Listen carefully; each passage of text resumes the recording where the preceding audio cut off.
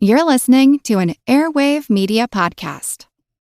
Christopher Media, let's make some noise.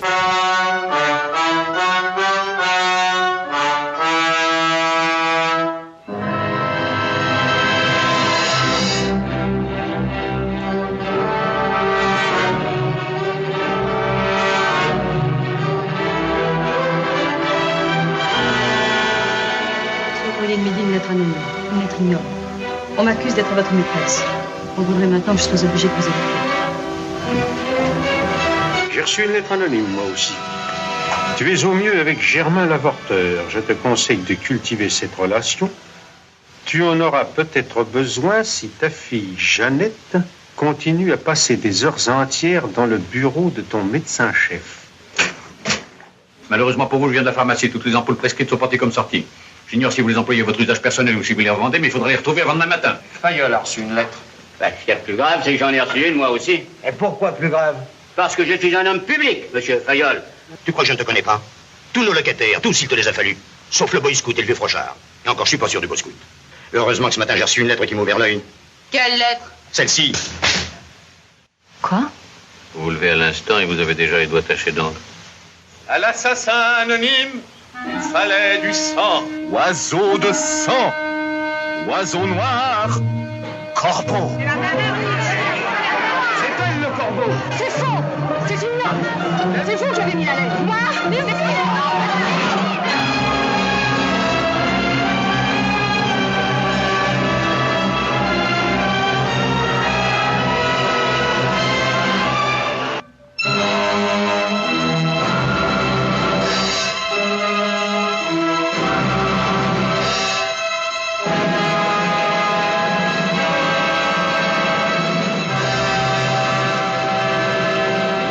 Dites donc, au fond, le corbeau, c'est peut-être vous?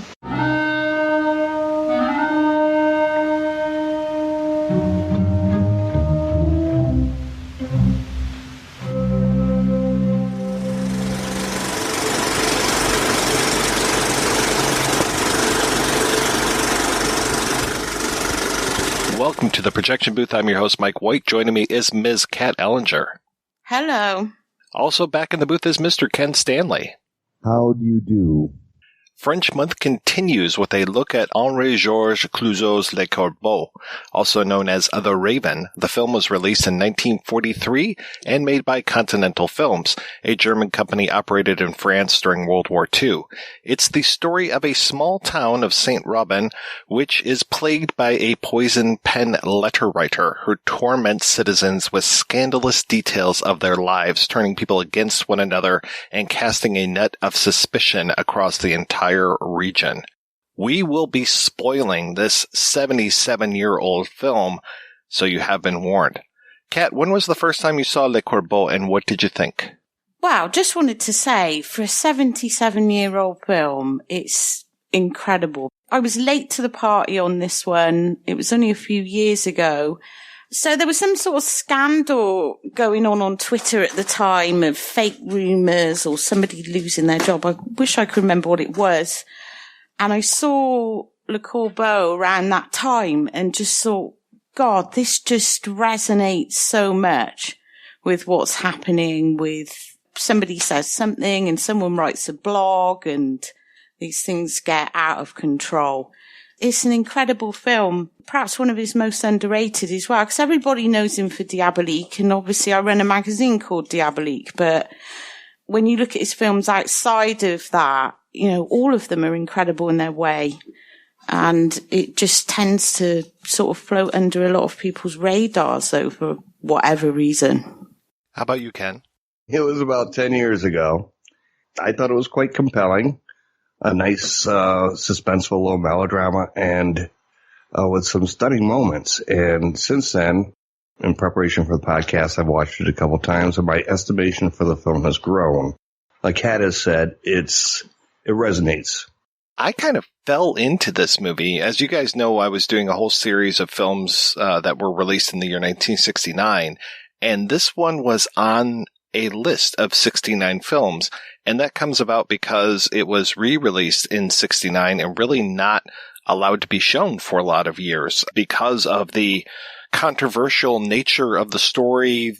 Clouzot was actually banned from filmmaking. At one point, he was banned for life, and then they reduced that to, I think, 2 or 3 years. So, yeah, I had no idea that this film even existed, and I'm so glad to just kind of have lucked upon it. Though at the same time, I have to ask you guys, why didn't you tell me about this movie? Come on. You get Diabolique, obviously, which is the big one, and Wages of Fear is quite well known as well, but I don't know, like, Clouzot's really neglected. I know Le Corbeau has literally just had a Blu-ray release here in the UK, but it's just this film, you never hear anybody, which I forgot I bought, by the way, and watched it for the podcast, and then the other day I was cleaning my office, and I was like, hang on a minute, I just bought this on Blu-ray. I could have watched that, so I still haven't opened it, but I don't know why people don't talk about this film more, because it's incredible. And also that whole thing that scholars have now placed it as like the first noir. I guess in more mainstream criticism, it doesn't really get talked about very much. I don't understand why. I picked it up because I found the character of Clouzot to be very intriguing. This individual who was neither fish nor fowl. He wasn't like really traditional quality, and the French New Wave critics tended to dismiss him, and yet he made these international hits.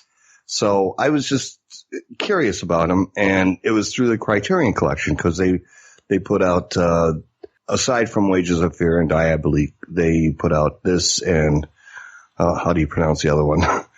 Or whatever. I don't like that title. That's the one I can't say. You're talking about the one that he made in 47? Right after the war. More or less, yeah. Yeah. Wages of Fear and Diabolique, I mean, on their initial runs, they became big art house hits over here in America. So they had that reputation going for them. And these were two films that Criterion Collection had also put out that I don't think had been, imported over here. So maybe that was one reason why they weren't as well known. Before we get started on this, one thing that really frustrates me about Clouzot overall, when you do hear like English-speaking film criticism I'm talking about now, refer to Clouzot, like Ken, like you said, he didn't really fit into the New Wave, and the New Wavers kind of rallied against him, but he wasn't really representative of classic French cinema either. He was always a bit of an outlier. And it really aggravates me when I see him written about, and this happens constantly. It's like this Hitchcock, this other Hitchcock. And that's based entirely on Diabolique, nothing else. Because if you look at his other films, and I think Le Corbeau is a blueprint for the things that he did later, especially films like Manon and La Vérité, the more noirish type films that he did, or dramas. I don't think he was like a French Hitchcock. I think that's a really lazy way of trying to explain Clouzot. I think, yes, they understood tension and they understood certain visual narrative, and they were both very good at that, but I think their obsessions were completely different. And I think Clouzot had a much more misanthropic idea of the human race. Like, he literally hated everyone, whereas Hitchcock tended to place people in kind of innocent and bad categories. He was a little bit more black and white. So it just really frustrates me, because people, I think it's the same with a lot of French thrillers. You tend to see them written about as these Hitchcock rip-offs, and it's just so fucking lazy.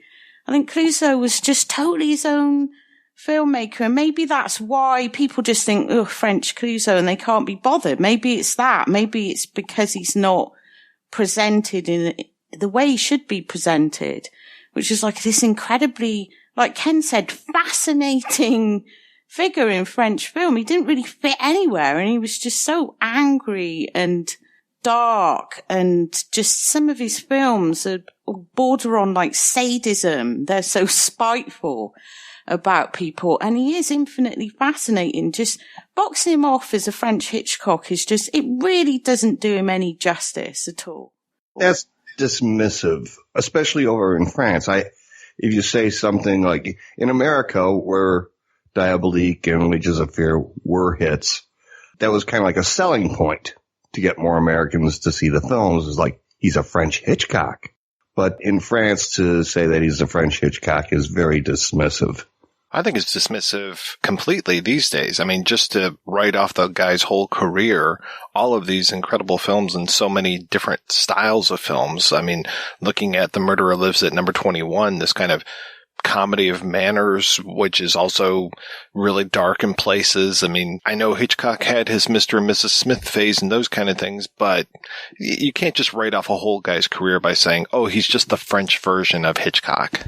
Murderer Lives at number 21 does, to me, feel kind of like one of the British Hitchcock films, but also more like an Agatha Christie type thing as well. It's much more conventional, though, isn't it? No, it's a fun film. I think with Le Corbeau, though, you actually see this is the first time we see Clouzot developing his obsessions, the things that he tended to focus on throughout his career. It's the first time we actually see that. And I think another thing is a lot of people tend to place it in that World War II category. It was made under German occupation. So obviously it was rejected by the left. It was rejected by the right. It pissed everybody off. But there's this constant, well, what does it mean? Is it pro-communism? Is it, and I think if you remove it from that context, you can see that actually it's just a blueprint for the later films that he would make, where everybody is really complicated. Nobody is good or bad. People do ridiculous things because they get desperate. And it's just this very kind of cynical view of human nature. There was something that one of his brothers said about him concerning the controversy around Le Corbeau, which he said Clouzot was not interested in fascism. He was not interested in communism. He was interested in Henri-Georges Clouzotism. Yeah, which is just perfect. So why is this film so controversial is one of the reasons is because this film deals with letter writing, this poison pen writing, and that was rampant during World War II and a way for people to rat out other people, and especially for people to rat out members of the resistance, people who were Jewish, possibly in hiding or in positions of power that they wanted to take over. So this whole story of this poison pen letter writing campaign really resonated at the time and then was seen as being, almost pro-German, pro-occupation, as the war wound down.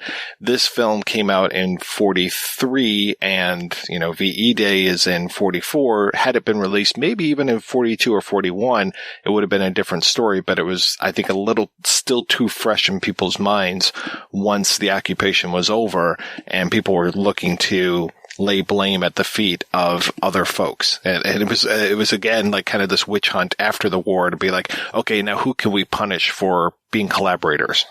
I also should point out that immediately in the aftermath of the film being released, the Germans didn't like it because they thought it discouraged people from informing. Again, it proves I don't think he was on any side. Like his brother said, he was on his side. I think he found certain things about humanity fascinating and he wanted to show them in all their shades of grey. And this is based on a true story as well in France, or even though it resonated with the period as well. I think there's something that may have been practical about the story in this phase of his career because he was just getting his feet wet. Assassin Lives at number 21 was a success, a popular film, and this is, in a way, it's another whodunit, like that film was. Yeah, and it goes back to just after World War I, where they had this French village where people were sending letters out under the name The Eye of the Tiger, which I wish they retained, although it's like, I just think of Rocky now. And I think it's just, it does go into the sort of things that he was interested in. I don't think he was ever making a political statement about anything. And I'm sure that people may have remembered the incident that it was inspired by in a town called Toul, I believe, from the early 19-teens. I managed to find Judith Mayne's book about Le Corbeau, and we'll hear from her a little bit later. And her going through the screenplays and the various versions of the screenplay. And then once Clouzot picked up the screenplay, he actually went back to the original case and brought some of those things into it and dropped some of the things that were in the screenplay. So it was interesting the way that he actually went back to the original details. And then, of course, he gave them his own spin. Talking about this as a mystery film, which it is essentially, it's also very difficult to get behind any of the characters that are in here. Our main character, Dr. Germain, he's not very likable at all. He is really horrible. He is not nice, but that's typical of Clouzot, though. He would present these just really horrible people. But for some reason, they just become really compelling, even though you just think, ugh, what a horrid person. You can't ever give anyone sympathy, or rarely give anyone sympathy in his films. And this is like a perfect example. Who do you root for? Like, everyone is dodgy. Everyone is really sketchy and has some secret to hide. I just think it's fabulous. But of course, he commits the cardinal sin of going against this sense of French heroism in World War II. And I know me and Mike have talked about this recently with Sam Deegan in terms of Czech cinema. Some of the films that came out after World War II that looked at the collaboration aspect were similarly condemned, because national cinema was keen to promote this idea of the French resistance fighter, and everybody was on the same side and everyone was heroic, when human nature isn't like that. People do what they need to do to survive. People will lie, they'll cheat, they'll manipulate. And I think this is something that Clouzot really understood about people. Even good people can be not very nice at certain times. If you've ever seen The Sorrow and the Pity, you see that there's a lot of people who was in France during the war who were collaborators with the Nazis, who were informers, and the reaction after the war was kind of hypocritical in a way that they actually put an actor to death. There was one of the actors who worked with Continental. I'm not exactly sure what his crimes were, but they also had lifelong bans on a couple other actors, and of course they sentenced Clouzot originally to a lifelong ban, and they shortened that. In a way, it seemed like there was kind of a reaction to cover their own complicity and to cover the entire French nation, who were maybe a little bit dodgy here and there occasionally, once in a while. Then all of a sudden, after they get liberated, and I love the French, the reaction may have been something like, well, now that all that's over with, now we could be sitting in judgment on other people, and there has to be some scapegoats or something. Well, it's the same with British cinema. All the British cinema produced in World War II around that period is the British war hero fighting against fascism, and it completely whitewashes our dubious history at the start of World War II, where we were appeasing Hitler and letting him break all his conventions that he was, and letting him go in. It's only when he goes into Poland they're like, oh, that's too much. And we never really had in Britain that kind of kickback of actually, no, Britain are not whiter than white. You know, it's focused on this intense idea of the British war hero, like the major, someone with the moustache. And some of it is absolute bullshit. We had a lot of Nazi sympathisers here as well, especially in the aristocracy. And especially in our royal family, but people don't like to talk about that. Famous Nazi gathering at Madison Square Garden, I believe, in the mid-30s, really seriously, and the place was like packed. It was during the Depression, people were looking for various different kinds of answers. So they all thought this might be an answer, that might be an answer. And so there are a lot of people susceptible to a lot of ideas.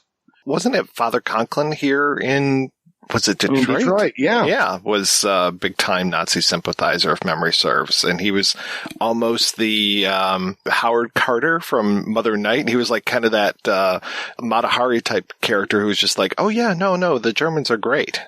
I think Hitler had a framed photograph of Henry Ford in his office. Oh, God, yeah. They had a correspondence or something. And then there was, who flew Lindbergh. Charles Lindbergh was known for his support of Adolf Hitler. We're all dirty. I think it's Philip Roth, The Plot Against America, which I have yet to see the TV show of it, but that kind of alternate history where Lindbergh wins the presidency and, on the wings of him being this national hero for flying the Atlantic, and plus, the sympathy garnered by the kidnap and murder of his child, he's able to parlay that into some sort of political career and, is very friendly with the Nazis. But anyway, back to Le Corbeau.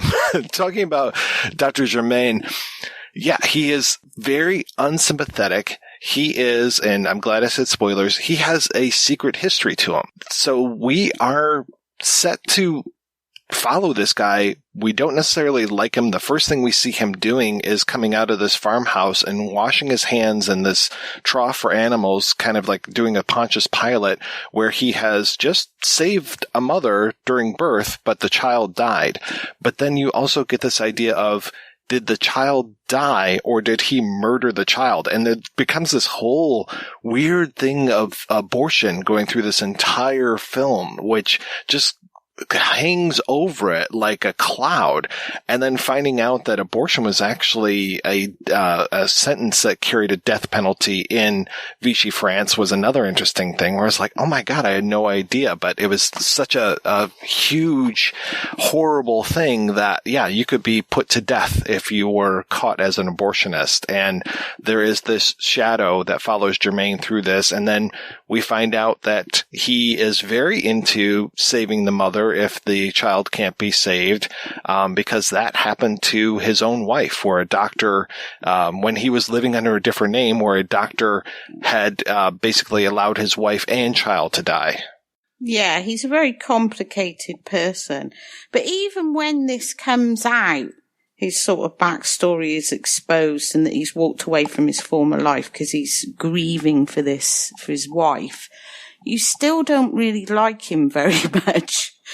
Which is great. It doesn't go the route that makes him, he's just a bit mean because he's got this horrible thing that's happened to him, because he's still a bit of a shithead. Seems like he's almost flailing about indiscriminately. Although I don't understand why Denise always throwing herself at him, because he's just really horrible. I think there's a kind of an S&M dimension to their relationship to a certain extent. Oh, totally. Common in Clouzot is that you will find people, and it's much more of a narrative device back in this era, that if you wanted to show that a person was kind of crippled inside, that they would manifest a physical ailment of some kind, It was an indication of there's something wrong with her. Most of the relationships in his films are sadistic, and then you get to Le Prisonnier, which was his last film and his only film in colour, and that is completely about a sadistic or S&M based relationship. But even in things like La Vérité, Manon, Diabolique, people never really fall in love. They get in these power struggles where they're kind of ripping each other to pieces, which is another thing I find really fascinating about his works. It's almost like anti-romance. But then he was a bit of a sadist himself. So if you look at what he did to some of his actors. This may have all stemmed from the fact that he spent a couple years in a sanitarium suffering from pleurisy, if I'm not mistaken. That tended to warp his worldview, I guess. You mentioned Denis, and I do definitely want to talk about her. And I don't think we necessarily know that she has an ailment at first. It feels like she's very much, she's got a few ailments. One is her leg, which was injured in a car accident years before. So she walks with a limp, and kind of speaks to that. turmoil inside of her, but then she also feigns a lot of ailments as well in order to get the doctor to take care of her, get Germaine to take care of her. And we've got that wonderful scene when she's first introduced where she's painting her toenails in bed and just looks like this complete floozy, and then hides that her leg was out, and then has him examine her the way that he wants to listen to her chest. But so she starts to take off her shirt, and he's like, no. And then like lays a hanky over her chest so he can listen to her breath. Yes. And then you have that horrible little girl who shows up all the time. Oh, I love the little girl, though. She's like a sociopath. What is up with that hairdo? Her hair looks terrible in this movie. And it just kind of, again, speaks to the inner conflict of this little girl with these glasses. Kind of reminded me of like a Patricia Hitchcock character where she's got these thick glasses and she's working at the post office. So that casts suspicion on her, and she's always spying, literally looking through keyholes and always showing up where she shouldn't show up. And oh man, yeah, she just gives me the creeps the whole time. To a large extent, these characterizations of the various different players in the film are meant to cast suspicion upon them. They may be the Raven for this reason or that reason. So you're going to get this rogues gallery type effect about the entire cast, and the various different characterizations. You just play into that. Though Laura Vorzay, who is kind of a love interest, though she is married, of Dr. Germain, there's this struggle for him between these two women. You've got Denis, who is got the dark hair, she's the floozy, she's painting her toenails, she's got this leg injury, and then you have the saintly Laura Vorzay, who works as a nurse in the hospital where they work, and has the blonde hair, and seems so serene. She goes to church. She's just such a wonderful person. I love that we've got this conflict and that she's got this sick, twisted side inside of her. Yeah, she is, after all, allegedly, if not, I was never quite sure about that. They were meeting, but, had they consummated their meetings, she seems to be this, upright, outstanding person, but she's allegedly having an affair with, the doctor. I would almost tend to believe that they are having an affair, if only that so many of the letters are true. Once the letters start rolling in this movie and we really start getting kicked into gear, it just feels like so many of these letters are telling the truth, which is even more disturbing, that we are accusing people of things that they're actually doing. Though that does make me curious, is Dr. Germain having an affair with Laura, or is that just an accusation? Is that her accusing him? Because I think she writes some of the original letters, and then pretty soon, again, I said spoilers, pretty soon, her husband, Dr. Vorzay, takes over and starts dictating letters to her. But then even after that, we see that it's not just those two who are in this, but other people start to write letters. And I think they really downplayed that in the final version of the film. But we've got Denis writing a letter. We've got the postman talking about how many letters are coming in. And in the original case, going back to what you were talking about, Ken, with Tool, they were saying that it was something like 3,000 letters over a really short amount of time. I think it was 1,000 letters over 3 years' time, I think it was. And that it started being one person and then spread like a disease. And we'll talk about that with this movie. It spread through the entire community. So pretty soon everybody was ratting out everybody else. Well, people love to shit stir and they love to gossip. It's great how he brings that in, and that it comes from the original case as well. How once this thing is going, this Raven, other people can get on the back of that, just, to have their fun or whatever, or to get revenge on someone who's annoyed them. And I think that's another fascinating aspect to it, because generally, I know they're trying to throw out the red herrings, although the one that I most suspected, I think, when I first saw it, was the little girl, because she was the only one who seemed truly capable. She was so evil.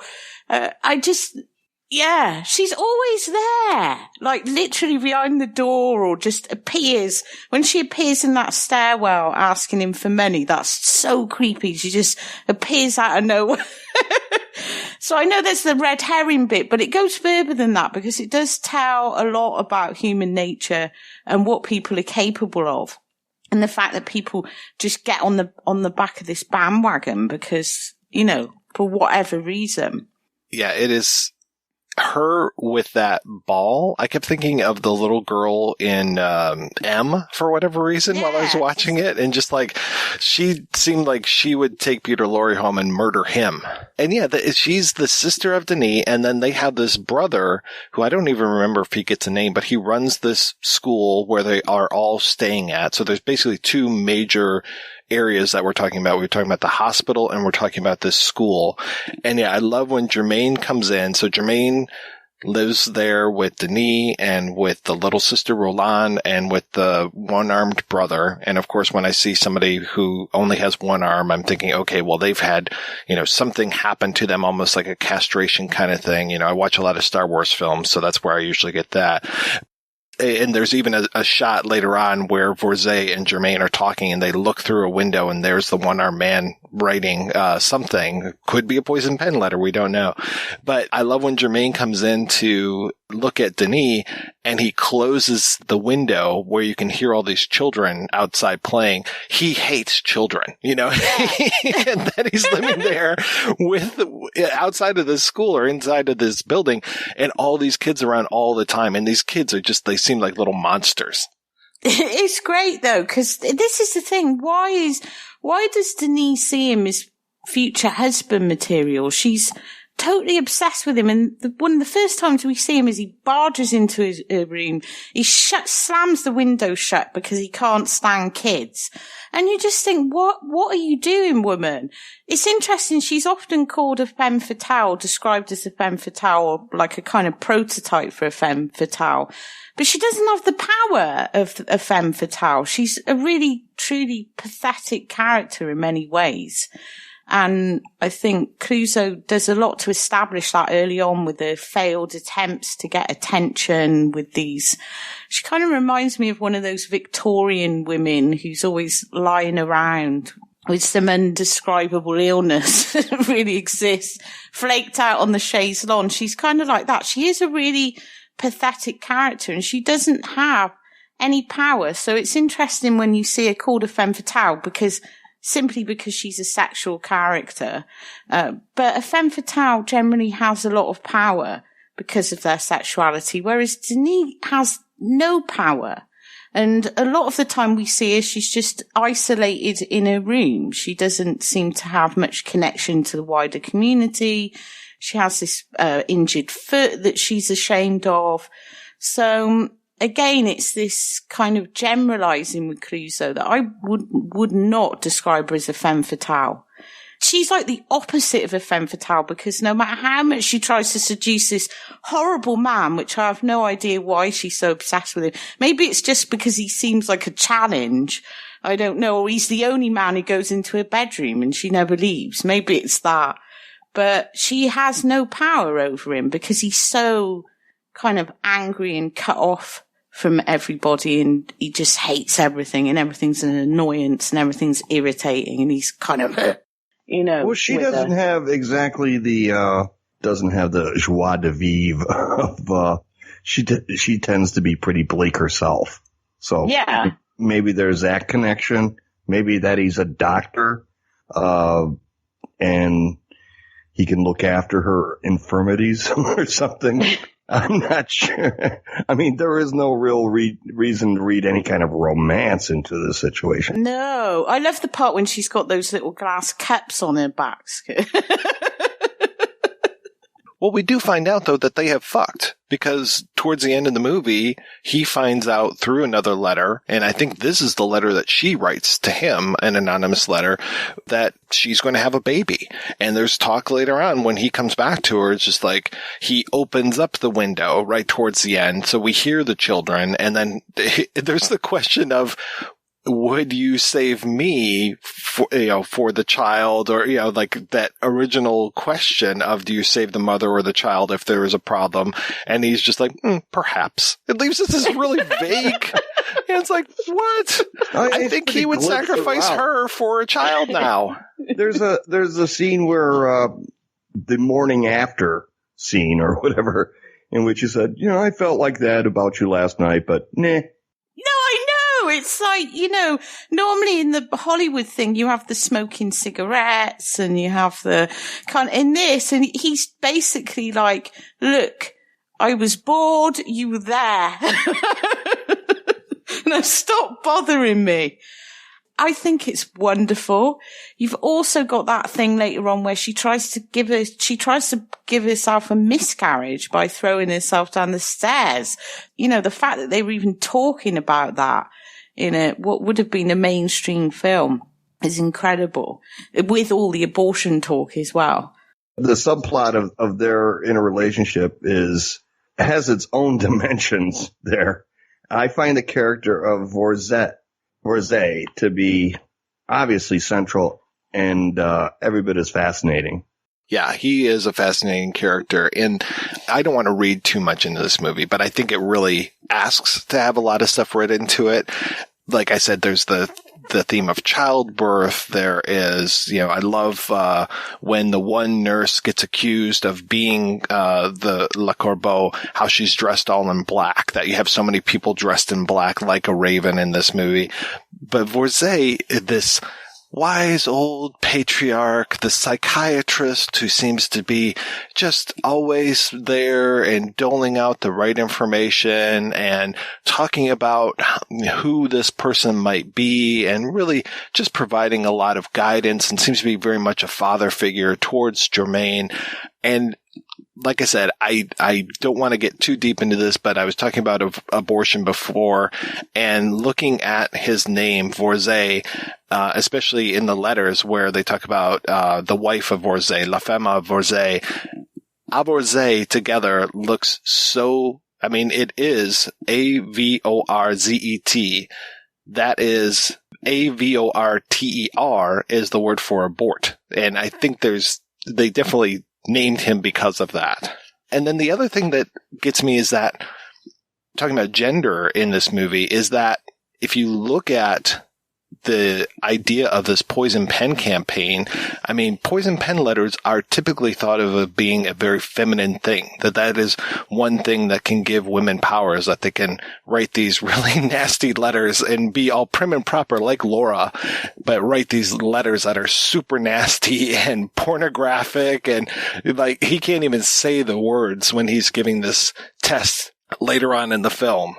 He wrote those letters, and I think to me, I thought, well, this gives him an opportunity to relive this glory of his, reading the letters that he largely wrote, because he is, spoiler alert, he's the Raven. Well, he's like the serial killer. He goes back to the scene of the crime. He's having the time of his life, that guy. He's almost confessing throughout the entire movie. When you look back on it, once you've already seen it and then you replay his scenes knowing it's him, you can it's just so glorious, because he is absolutely loving every minute of it. He's even saying stuff like, someone who would do this is either a sick woman or someone who's impotent. And it turns out it's him, so he's acknowledging, or sexually perverted.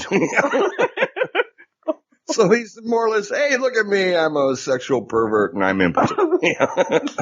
He's not just a father figure to Germaine, but he's almost a father figure to his own wife, because there's this huge May-December thing going on between them. It is crazy. And yeah, it definitely seems like he is not giving her anything when it comes to the bedroom department. Because he was originally involved with Laura's sister, that adds like some kind of weird kinky element to it that yeah, there's an interesting history with those two. And you talk about, dark woman, fair woman, there's no one darker than Laura's sister.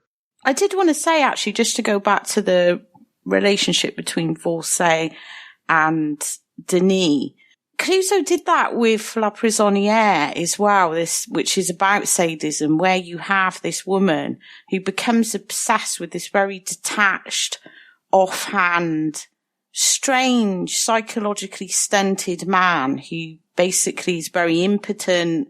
This isn't a spoiler for the film, but he likes to take photographs of women, and he has an interest in sadomasochism, which is why the English language title is Woman in Chains. But it's the same thing again. You have a woman she develops an intense infatuation with this very flippant, sort of detached man who obviously has psychological problems. I don't know what that says about Clouzot. How much he was saying about it himself. And then the aspect of jealousy as well comes up in quite a few of his films, including his unmade one, Inferno, which was all about jealousy, the one that they put back together in that wonderful documentary a few years ago. And I can't remember the guy's name who directed it, but it's fabulous. They put together all the footage, and it starred Romy Schneider as this wife, and the husband becomes very jealous of her and starts to imagine things.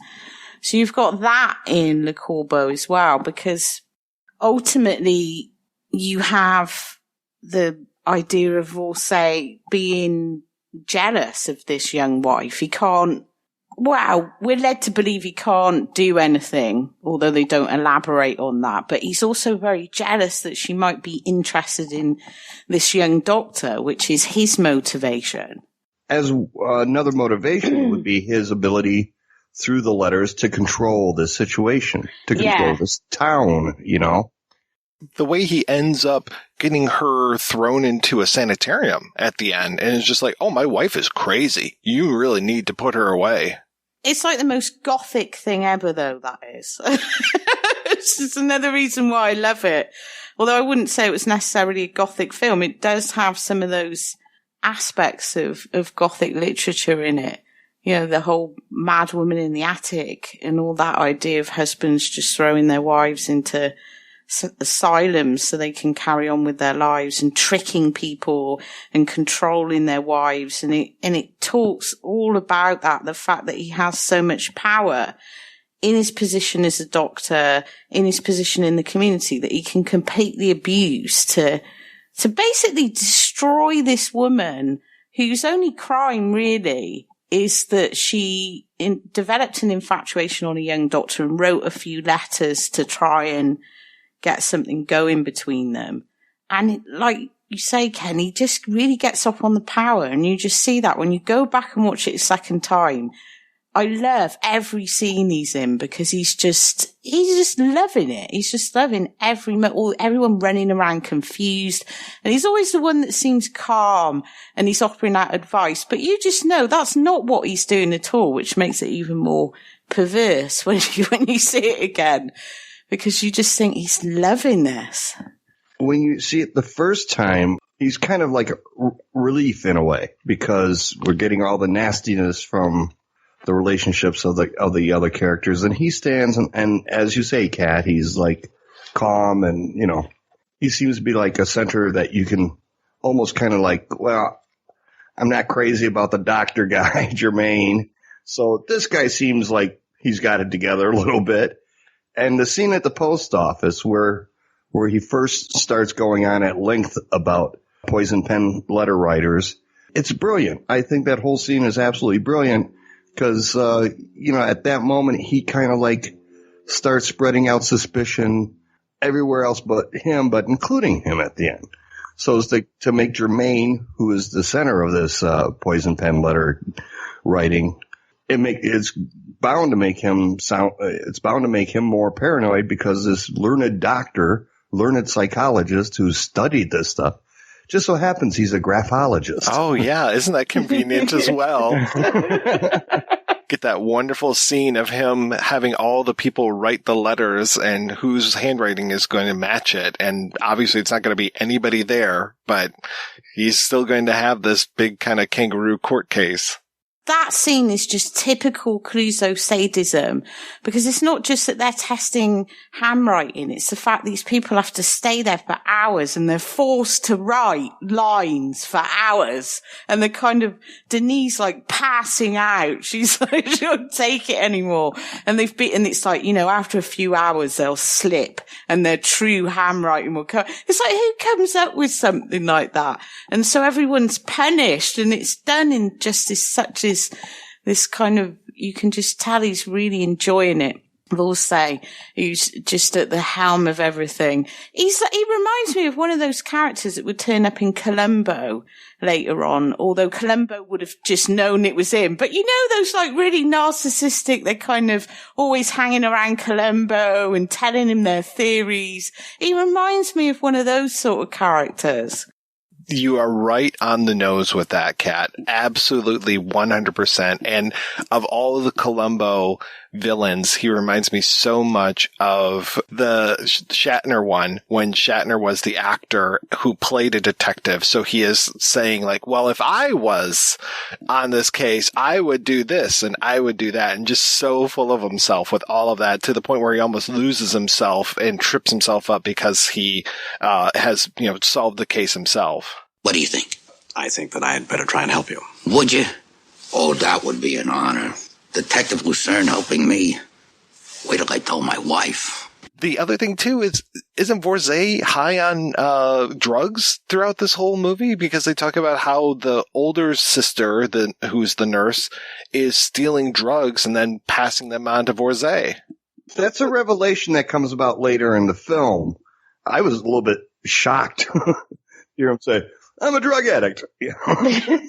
So, you know, by the end of the film, we find out he's a drug addict, a sexual pervert, he's impotent, and he's a poison pen letter writer. So Germaine doesn't seem so bad by that point. And going back to that Columbo thing, he's taunting Germaine at points, the way that he says, like, you see everything in black and white. And then we get that scene to really drive that home with, and here you are back again, Ken, and we are talking about a swinging light. And we got that swinging light going back and forth between Germaine and Vorzay. And then wouldn't you know, what's else in the frame is a globe. And it just feels like, wow, this is really saying something a lot bigger than just this little town having this swinging light covering the globe, and light and dark as it goes across. That's actually is something that would have been in a Hitchcock film at some point, I think, because it is a visual represent. But in this context, it's a visual representation of an idea, and I think that comes across very well. Well, Kat, it reminded me of Distant Journey and the globe that's in that, and how we have that globe in so many scenes. I think there's a menorah in that same setting, and you get the globe there as well. And then there's that old man who throws himself out of the window, and there's a globe on his desk. It just, it really reminded me of that as well. Well, we haven't mentioned the suicide yet either, because, I mean, when it comes to covering kind of taboo subjects, this film has the whole gambit, doesn't it? And all the things that, like, the Hays Code in America are against. So it's got, like, infidelity, abortion, it's got suicide. It's like the only thing it hasn't got is homosexuality, I don't think. So it's basically has the whole lot. And that is another thing that's just kind of put in to bring us to that end point, which I absolutely love, the way it ends. They really hand that suicide to us on a silver platter. The first time we see that cancer patient, and they bring him, his mother brings him his razor blade from home, and you get that close up of the razor blade. I was just like, oh, okay, this will come back later. And how he's testing the sharpness, and then how he's like, hey, nurse, I really don't like being in bed number 13. Yeah. It's interesting. Just a side note that in The Assassin Lives at Number 21, Pierre Fernet, I believe, plays the detective in that film, and he's assigned room 13 at the building that's located at number 21 on a street. So I don't know what's the word for that? Triskaidekaphobia. Going back to Le Dulo, I mean, what was the hat number when Belmondo checks his hat? Number 13. Yep. I had no idea, Ken, that we were going to have so much similarities between Le Dulo and Le Corbeau. Yeah, there is some crossover, yeah. Looking into like wider French culture, this idea of letter writing and being mischievous, I guess, and having dastardly plans really goes back to something like Dangerous Liaison, where you have the whole book is a series of letters and this scheme to corrupt a young girl. But this idea of how people present different faces to one another, and you've got all these different letters. And it does really seem to be in the spirit of that as well, because a lot of the people that are writing the letters are doing that in that Dangerous Liaisons way. They're just doing it to wreck people's lives because it gives them power, or because they're bored, or because we don't find out why a lot of people join in. But it does seem like in a wider thing to go back to that, which seems to be this isn't a criticism of the French, I just mean in a literary way, seems to be a very French thing. Especially in the age of social media, for God's sakes. I mean, there are so many people who exercise the power of anonymity, on all kinds of different social formats. And it really speaks to this day and age as well. I think this film is definitely. Well, the idea that you can get somebody write a blog to say, this person did this or this person did that. And then people it's almost like when you see that funeral scene with, everybody's kind of, by this point, they've become like a pitchfork mob. And, somebody writes something and then it gets onto the mainstream social media platforms. And a lot of times the original writer of whatever that piece with still maintains some sort of anonymous presence in everything. So that was the thing that really, I can't remember what it was that had just kicked off, but it was a few years ago now. And I just watched it around the same time and thought, God, this is kind of really resonates with what's going on now, and the fact that people will and then everything sort of gets bent out of proportion, and you have Chinese whispers and news articles quoting people's tweets as fact, and it's just, yeah. You mentioned the funeral scene. I can't help but imagine Clouzot licking his chops at the idea of orchestrating a riot at a funeral. Which is almost what it becomes.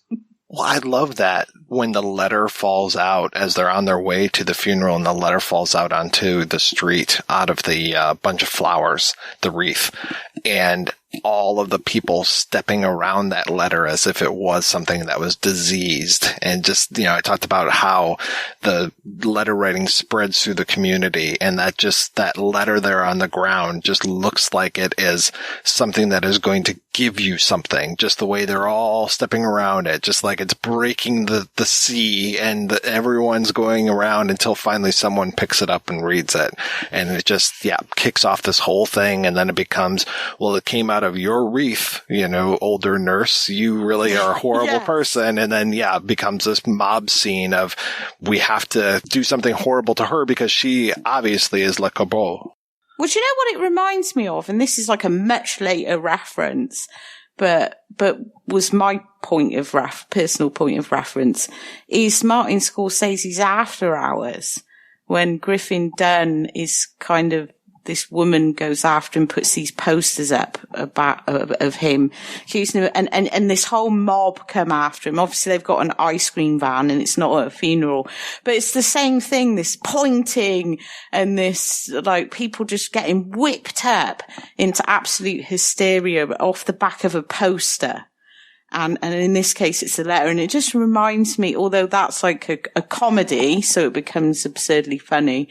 And in this case, it's supposed to be a bit more scarier, a bit more serious. But it does remind me of that, how, just this letter on the floor can cause just so much, just a piece of paper, basically, can cause such an extreme emotional response in people. And also I think it gives Clouzot the opportunity to open up a little bit with the filmmaking, in that a lot of the film is set indoors, but But this is so strikingly shot, all these people dressed in black, camera tilting up. It ends with these tracking shots of Marie running against these, brick walls and everything. And it's beautiful, as well as very atmospheric and very, has a suspense. It has, it's a highlight of the film for me anyhow. Again, it reminded me of M. It reminded me of Peter Lorre running through the streets when all of the criminals are after him and about to apprehend him. And the way that suddenly I haven't liked this character at all in this film. And suddenly now I feel for this character because they're being pursued. And it's even worse because Peter Lorre's guilty and Marie is not. Right. She's a victim of vigilantism and just the image of her black cloak against the white walls and the tracking and the physicality of it and the impending doom. It's quite something. One that the mother is dressed in the exact same mourning outfit at the end of the film, and the way that she finally is the one. And I'm glad that it's a woman who finally has the agency in this film and is able to murder Vorzay with the same razor blade that was there, that they gave to the son. And the way that she just walks out of the room, and then we see her outside. And again, we've got freaking kids out in the street, more kids in this movie, and her just walking away now that the vengeance is done. And I guess the cycle is ended now that Vorzay is dead.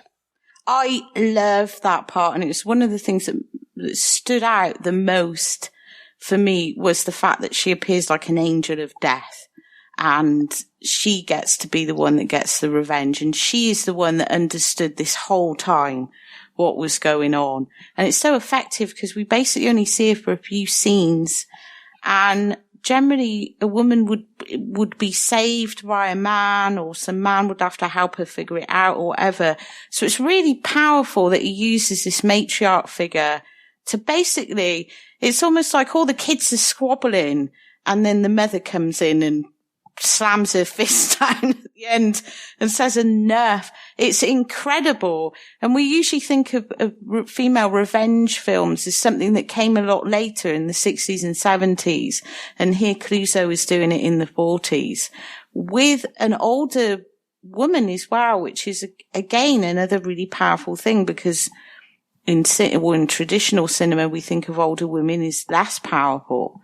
And, they don't generally have much of a presence. And she seems like a peripheral character until she gets this huge statement at the end, which I just think is absolutely fabulous.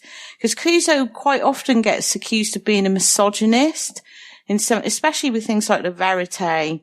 I don't think he was at all. I think the women in his films are often very complicated. I don't think he was a misogynist at all. I think his cynicism extended to everyone. And, he was equal opportunities when it came to being cynical. But he would often do things like explore women's sexuality and double standards. And he does a lot of that in Le Corbeau, in Society, and how men can be full of shit a lot of the time. Just the whole thing with the wife having no power, with Denis having no power. I think if you look beneath that, he could be sadistic and he wasn't very nice to some of his actresses like Brigitte Bardot. If you look beyond that, you see that actually he understood that women could be very complicated and painted them in shades of grey. He never falls into that ridiculous notion of a virgin in the hall. Because we have on the outside, we have that dichotomy represented in these two women. But then he shows us that both of those women are not that, that neither of them are to do with that stereotype, which is surprising. It's really surprising. That's the swinging light bulb scene. And it's like, it could have been, he felt compelled to give like his worldview in that one scene, because he does discuss the whole idea that Germaine is so foolish for seeing things in black and white. And Vorzay is saying, it's gray. Where does the light begin? Where does the darkness begin? Where does the light end? Where does the darkness end? And he's emphasizing the idea that there are shades of gray all over the place. If Clouzot had an overriding philosophy to his films, that would be it. That you do need to see the shades of grey. I think that's one thing that just stands out about everything that he made is, there is no, if you see things in black and white, you'll never understand what he's doing because there is no black and white. Even with white, there's black underneath it and vice versa.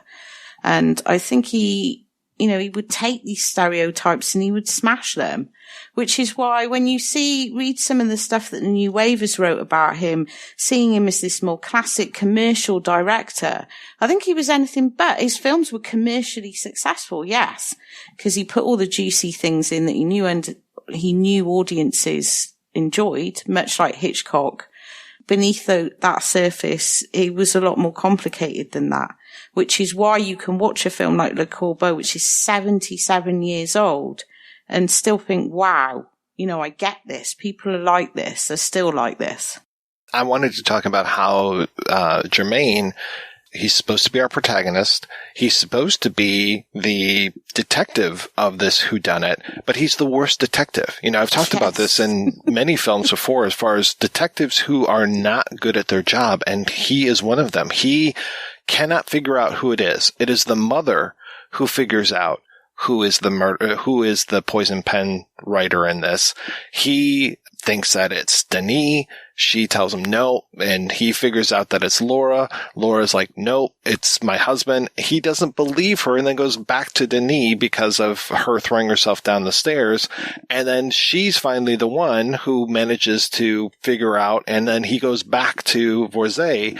So yeah, he's terrible. And meanwhile, you're right. We only have a handful of scenes with this mother character. There's one moment where he is asleep at his desk and he wakes up and the mother is there. She's gone back to being a cleaning woman, and she's just like, I'm figuring it out.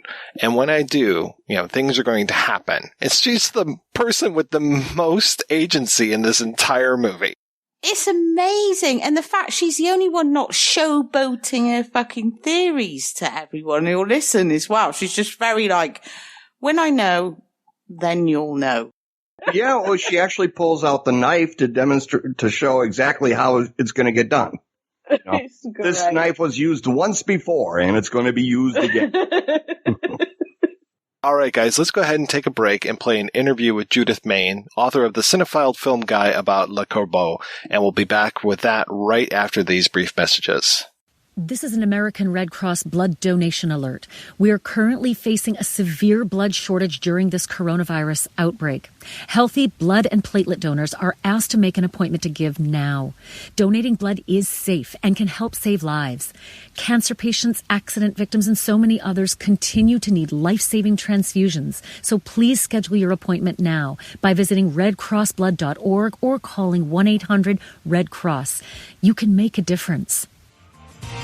Hi there, faithful projection booth listener, Chris Stashew here. If you're looking for even more deep dive film discussion, both old and new, on and off the cinematic beaten path, check out the Culture Cast. Every episode I'm joined by a different guest as we traverse the cinema landscape talking about not only our monthly theme, but also some of the year's biggest films. I'm even joined by the host of the projection booth, the one and only Mike White. So if you want to listen to even more conversations on film, head on over to culturecast.com or find it on all podcatchers, both Android and iOS.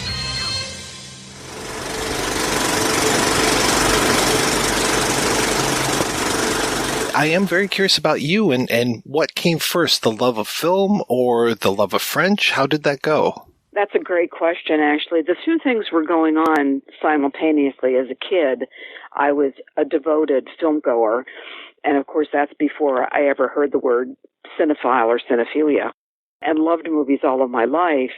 But to me, it was movies. It was popular Hollywood films is what I knew, until eventually I started getting into, more rarefied films, foreign films, things that were more independent. And then the French stuff, I was a Francophile all my life too. And honestly, I majored in French in college because I felt like it was the only thing I was kind of good at. I had intended to do a couple of other different things, but French is just where I ended up. I loved studying the language. I loved being able to read things in French. But, it was only when I went to graduate school that the two passions crossed. I went to graduate school at SUNY Buffalo. I went because the French department, I didn't know anything about the film program there, which it turns out was really very impressive.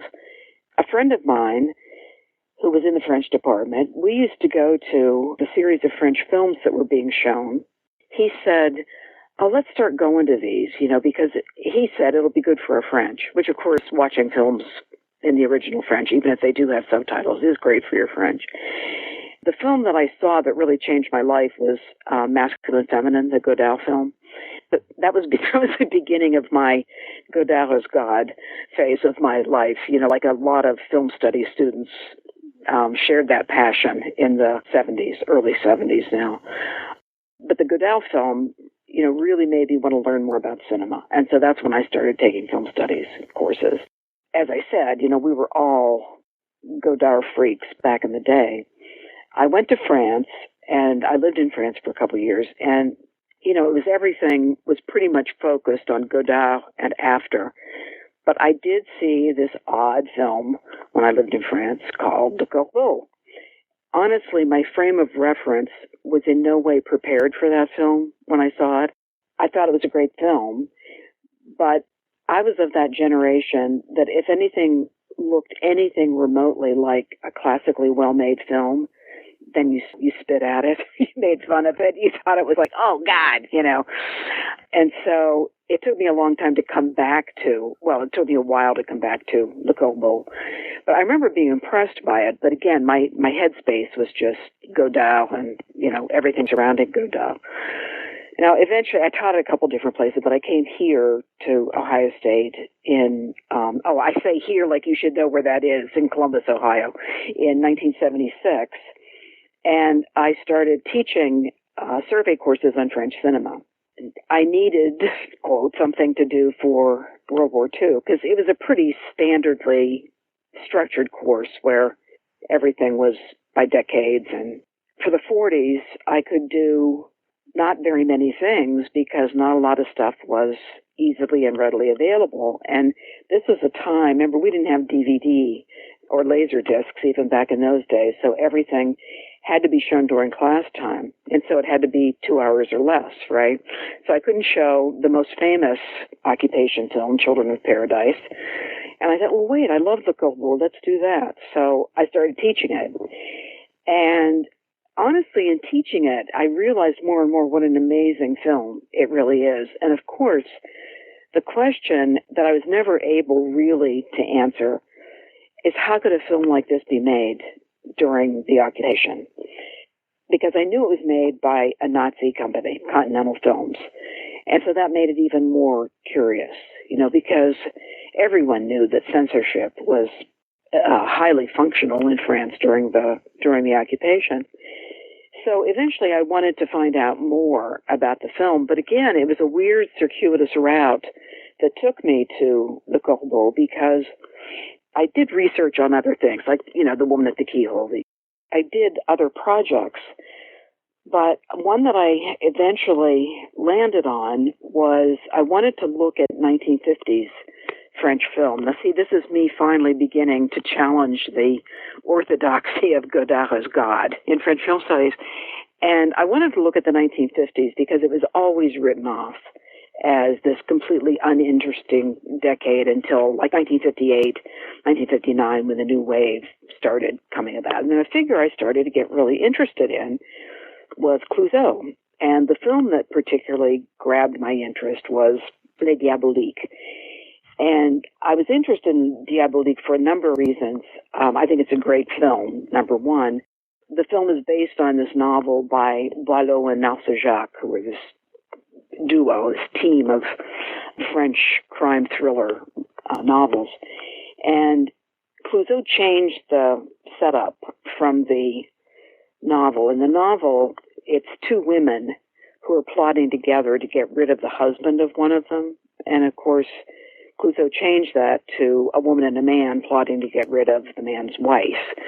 But there were still traces of, I thought, of lesbianism in that film, and that's always a subject that's, fascinated me. Okay, how then did I go from Les Diaboliques back to Le Corbeau? Well, I knew that Clouzot was always a kind of bad boy in French cinema. He's somebody who had a really strange career. He didn't make as many films as you would think he would have, given his gifts as a filmmaker. And so in preparing this project on Les Diaboliques, I thought, okay, well, I knew I wanted to look at what material was available in archives on that film. And I thought, this archive in Paris has a lot of stuff on Le Corbeau, so maybe I should look at that too, to get a sense of where this reputation came from about Clouzot and why he got in so much trouble. So that's a circuitous answer to how I came to focus on Le Corbeau again. But it was in looking at this material on Les Diaboliques, and therefore looking at the material on Le Corbeau, I thought, wow, this is really, really interesting, because I saw these different versions of the screenplay. And it was fascinating to look at how it changed so much from Louis Chavance's initial screenplay up to the final film. And so that started me working on occupation cinema. And that's what I've been doing. I wrote a book on Claire Denis somewhere in there, but that's what I've been doing kind of ever since. And the period is just so fascinating. And again, the example of Le Corbeau as a film made by a Nazi company during the war is just intriguing. I wanted to know how censorship really worked in relationship to that film. And again, I thought the film was just so fabulous. Once I got over my prejudice against, classical narratives, I could see how much was going on there. And what particularly interested me, I've always been interested in gender, as you know, and the gender structure of that film was really curious and interesting. And the censorship quality and it still continued to interest me. And I'm not sure I ever have fully known to this day how that film got made, but I have at least some, reasonable explanations for how it happened. So anyhow, that's how I got back to Le Corbeau. And it's since become, I've seen it so many times now, it's become one of my very favorite films of all time. From what I remember, it was actually based on a real story? Yes, it is. It was based on a true story that happened at the end of World War I, 1917, 1918, in a little town called Tulle in France. And there were a series of anonymous letters that began inundating the town. And eventually, it was discovered that the person responsible, that is the person who had done the letters initially, was a woman named Angela Laval. At first, it was considered unbelievable that a young woman from a good background and that a woman could possibly be writing these letters. And they were very damaging. This woman had access to all kinds of knowledge about what was going on in this town. She knew about the distant past of some families in the town. The letters were obscene, and people couldn't believe that a young woman from a good background could possibly write these venomous, horrible letters. And so Louis Chavance wrote an initial screenplay based on what had happened in Tulle.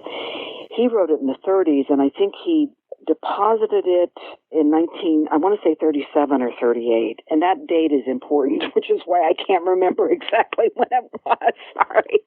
But the point is that the screenplay was on file as a registered screenplay before the German occupation of France, because the film really got into a lot of trouble as a result of the aftermath of the end of the war and the aftermath of the war. How did Clouzot come upon it, though? Well, he and Chavance were friends, and the Chavance brought the screenplay to him, and then they began working on the screenplay together. The original screenplay was Chavance, and then Clouzot began working on it, and he brought a number of different things to the table, to the adaptation of the screenplay. He added things, changed some things, and it went through a number of, these kind of wild iterations from initial script to finished film. one of the biggest changes was making the psychiatrist, Volzé, the kind of central figure responsible for the anonymous letters. I mean, clearly his wife, Laura, was writing them initially, but once he took over, it became much more his operation. Or you could say an operation for the couple, but it was not just her anymore. It was him, too, and even him primarily. Yeah, he's such an interesting character, and especially the way that he sets up so many machinations to try to, quote-unquote, catch him. It's kind of that film noir trope of, I'm the person investigating, but it's actually the crime that I've committed. Exactly. The classroom scene where they all have to do the writing exercise over and over again. The fact that he's in charge of that is, of course, one of the great ironies of the film, and that is based on a real event in the story of the anonymous letters in Tulle with Angela Laval, because a really interesting doctor was brought in. His name is Edmond Locard. It's Locard. Edmond Locard was brought in because he was known as an expert on anonymous letters. And he's someone who had worked with the police and had lots of expertise in psychological matters. And so he's the one who organized the write-off, the dictation of the letters, and made actually the way he did it was, I think it was Angela Laval was the only one who was forced to write the letters, but it's so much more dramatic when all the town has to participate. And she tried carefully to control her handwriting, and was going very slowly, and he, forced her to speed it up, and really pushed her, and then she eventually revealed the identical handwriting to the anonymous letters, and that's how she was found out. She didn't get much of a sentence. She was, I think she was under surveillance for a month, maybe longer than that, but you'd think she would be imprisoned. I mean, she had caused people to commit suicide. This is not somebody who was a complete, who was innocent in any way whatsoever, but she didn't get much of a punishment. But Locard, then his position, and he really is a position of knowledge in the original case, is taken over by Volzé. And again, yeah, it's perfect because he's Mr. In Charge, and throughout the film, he functions in that way, like kind of wise old man who knows why people do the things they do, and everyone buys it. Even Dr. Germain buys it. He gets away with it over and over again. Can you remember any other of the changes that happened between that original version and what we see on screen? Well, the biggest change is making the real culprit, the Volzé. In earlier versions of the screenplays, he was her father at one point. Volzé was her father.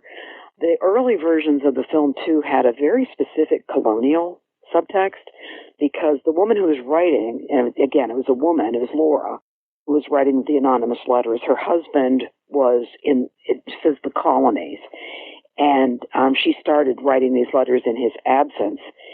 And it turns out that he was actually killed while overseas, and she pretended that he was still alive and tried to blame it on him at first, and then it was found out that, well, no, he wasn't. He had nothing to do with it because he was deceased. Some of the things that Clouzot added, one of them is the character of Hollande, the kind of pesky young girl who works at the post office, who's always spying on everybody.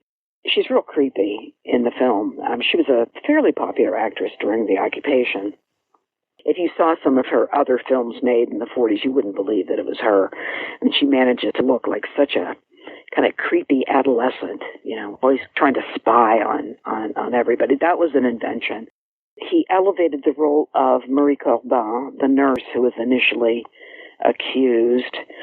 To me, the biggest one was making Volzé the husband, not the father, obviously, and making Volzé the one who was ultimately the person in charge of writing the letters. Made him the husband but not the father, but then kept that huge age difference. Exactly. Yeah, isn't that wild? Because he's a very paternalistic figure. And his authority is kind of assumed throughout the film, and then it's completely destroyed. And completely destroyed by a woman. Even though other people figure things out, it's the mother of the cancer survivor who ultimately uncovers the real culprit. They may take Laura away, but there's Volzé sitting in his study, and that's when the mother slashes his throat. Isn't it a great film? The more I think about the film, and I've seen it many, many times, I'm just astonished by how fabulous it is. The look of it is fantastic. That's another thing that has come to interest me more and more, because it really is a film noir. I mean, there's no other way to describe it as film noir, right? But there's such an interesting history of film noir in France, because Ginette Vincent d'O has written quite a bit about this. Like, everyone thinks of film noir and they think, oh, it's what they'll give the French credit for the name, for naming these films that suddenly appeared on French screens after World War II, for naming this particular type of American film as film noir. But what doesn't get mentioned too often is that there was another kind of historical reason why French critics were so enthusiastic about film noir in American films, because who wanted to praise films of the occupation in the years following World War II, especially films made by a Nazi company? So these films that were made during the war that really are very interesting film noir also tended to get just kind of ignored, and film noir was understood as primarily an American invention, whereas in France, I don't ever want to say, oh, here's when the first film noir came out in France, right? But, however, in the early 30s, there were 3 adaptations of Georges Simenon's novels, and each one of them is a really interesting example of noir technique and noir style. Unfortunately, they're kind of hard to see. The one that's gotten the most attention is Jean Renoir's film La Nuit du Carrefour, which is Night at the Crossroads. Honey, sorry. Night at the Crossroads. It's a film that doesn't get a lot of love because it initially survived in a really kind of messed up version. People said it was confusing. And I think what people didn't appreciate is that the way Georges Simenon's novels work is that the focus is really on the nature of the investigation. And all 3 of these novels featured his most famous investigator, Jules Maigret. And Maigret is such an interesting character. And the way he goes about his investigations is by very quiet, patient observation of what's going on. And so what becomes infinitely more interesting in these novels is what leads up to the solution to the crime, the process of solving the crime. By the time you find out who actually did it, it's secondary. It's not even the main issue anymore. And so when people say, oh, La Nuit du Carrefour, it's disappointing because it's not clear who the really guilty party is. Well, that's Simenon. I mean, yeah, you do have villains. They get revealed, but it's almost an afterthought in a lot of his novels, because what's much more interesting is the atmosphere that's created. And that's what Simenon is really famous for. And so and when I say atmosphere, I mean these kind of foggy, misty exteriors where people are kind of skulking around in the dark, and you're always feeling like you're under surveillance. What could be a more perfect definition of film noir? And Jean Renoir did a great job of creating a film noir atmosphere in his adaptation. And then there were 2 others. One is called The Yellow Dog. It's Le Chien Jaune. I think it's a pretty interesting film too, but again, it is available on DVD in France, but it's not talked about that much. And it's another one where the atmosphere is what counts the most. It's this small town, and a lot of creepy, suspicious people are milling about. And then the third one was Man Without a Head. La tête sans main. La tête d'un homme, that's it. A man's head. That one is really interesting because it's Julien Duvivier, who became a really great director in French cinema. And it starred one of my very favorite French actors of all time.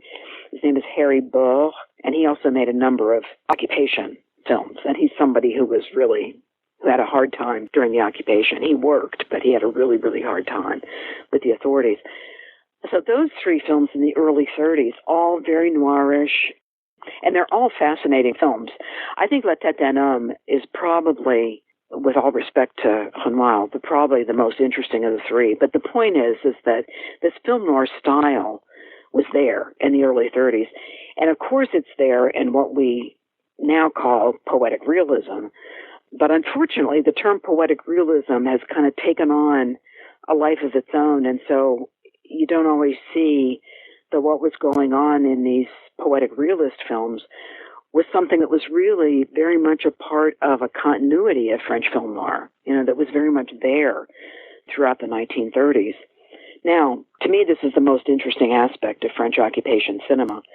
People will talk about, the big films that have gotten recognized are Children of Paradise, The Eternal Return, other like kind of big costume dramas. And that's even though we can say they're fabulous films or whatever, but that has led a lot of people to assume that films made during the occupation are not particularly interesting in and of themselves, that all they did was kind of promote this new studio style that eventually became the tradition of quality in the 1950s.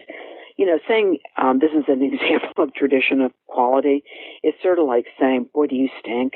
It's like never really a compliment except to the most traditional critics. What's really interesting about occupation films is how much else there's there. There are plenty of films, even Continental films, that can be called precursors of the tradition of quality in the 1950s, but there's lots and lots of other things there as well. And so while I think the Corbeau is a great example of French film noir, there are plenty of other things that went on in the 1940s that are interesting, including a kind of hybrid quality where you would have these dark film noir detective stories paired with romantic comedy.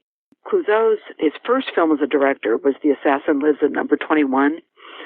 And then before that, he wrote a film called Le Dernier des Six, The Last of the Six. Both of them were adaptations of detective novels by a Belgian writer named Stanislas Steeman. He's like the second best known detective writer in Belgium. And those two films are so interesting, especially the second one, the one that Clouzot directed, The Assassin Lives at Number 21. While they're trying to discover who the assassin is, who is this person who's going around killing all these people in Paris, there's also this incredible romantic comedy going on between Venz is the name of the inspector, played by Pierre Freinet, and Mila Malou is his romantic interest, played by Suzy Delaire. She's another one of mine. She just died recently. She was like 102. I mean, literally just died in the last few months. She's just this incredible presence in this film and in other films that she was in. While the solving of the mystery is important, and there's plenty of noir shadows everywhere, there's also this romantic comedy going on between the two of them, the verbal sparring between them, and she gets angry at him, and he gets angry at her, and she's always trying to bump into his investigation. In the end, they end up happily back together. But it's just such an interesting kind of combination. Okay, those two films were adaptations of Steeman, and the adaptations of Simenon, some of which were made for Continental and some of which were made for other companies. The ones now for Continental, one was called Annette and the Blonde Woman, and it's also a mystery where there's a really funny romantic comedy going on at the same time. And in the Maigret novels that were adapted, it doesn't work as well in those films, and it might be because of the director, it might be because of who they chose to play Maigret, who is Albert Préjean, and he's a great actor, but there's always been some disagreement about whether he was a good Maigret or not. But anyhow, in those films too, there's the noir atmosphere, but then there's the comedy that comes into play also. So, there's just so much there in the occupation that's so much more interesting than when people give occupation films credit for. And of course, one of the things that is kind of a touchy subject is, was it the Germans that made this possible? Like, what kind of strange alchemy happened that French films were so interesting during this period. One of the things that is true is that, this is not my idea, it's Susan Hayward's, that throughout French history, when there is like an opposing regime, well, this was a dictatorship, obviously, but it's like people get together and really work hard to create a distinguished product. In the case of cinema, that there was like a real effort to make these awesome films. And a lot of the people who worked in the film industry, I mean, officially everyone who worked at Continental was a collaborator, right? But a lot of the people who worked in the film industry were emigres from Germany. And some of them were Jews who never were caught. Some of them were people who had no love lost for Nazism. And so you had a lot of complex influences making these films. I've always been fascinated, especially by what you're talking about, like Czechoslovakia when they were under communist oppression, and just the way that they will sneak messages into their films. Were there many times where you would have something controversial, or were they tamped down too hard to even begin to think about that? There are some different examples, like the one that everyone points to that I don't like, actually, but I'll mention it because it's the most famous. In the Night Visitors, I couldn't remember the name, the Carnet film, the Marcel Carnet film. I want to say it's 42. Close to the end of the film, there's a very diabolical character played by Jules Berry, who is, a really great French actor. And there are two lovers, and the man and a woman, and he turns them to stone at the end of the film, but their hearts keep beating. And so the way this has always been interpreted is that their hearts are beating for true France, for the eternal France that will come back one day and, conquer the devil. He really is the devil, Jules Berry, in this film, and all of his emissaries. I think that's probably a way that you could read that. It makes sense. Although you could also say that their hearts are beating in the new Europe that Germany was trying to create. What you need to emphasize in looking at these kind of coded forms of resistance is that it was always through ambiguity. And so it's really hard to pin down one particular reading and say, oh, this is what that's really about. This is this filmmaker speaking directly to the audience. I don't think you can say that. However, there are moments where things are just so, I don't want to use the word subversive because that's the argument that's being made for these moments. But in one of Clouzot's earlier films, the first film he directed, The Assassin Lives at Number 21, at the end of the film, all of the suspects are lined up. It's finally been revealed who the murderers are, and they're all lined up, and they're told to put their hands up, and one of them extends only his left hand. I think the Hitler salute is always the right hand, but the point is, it's a parody of the Hitler salute, right? And that wasn't caught out, but I think part of the reason, when censors look at films to decide what to censor, they usually look at scripts and not at imagery.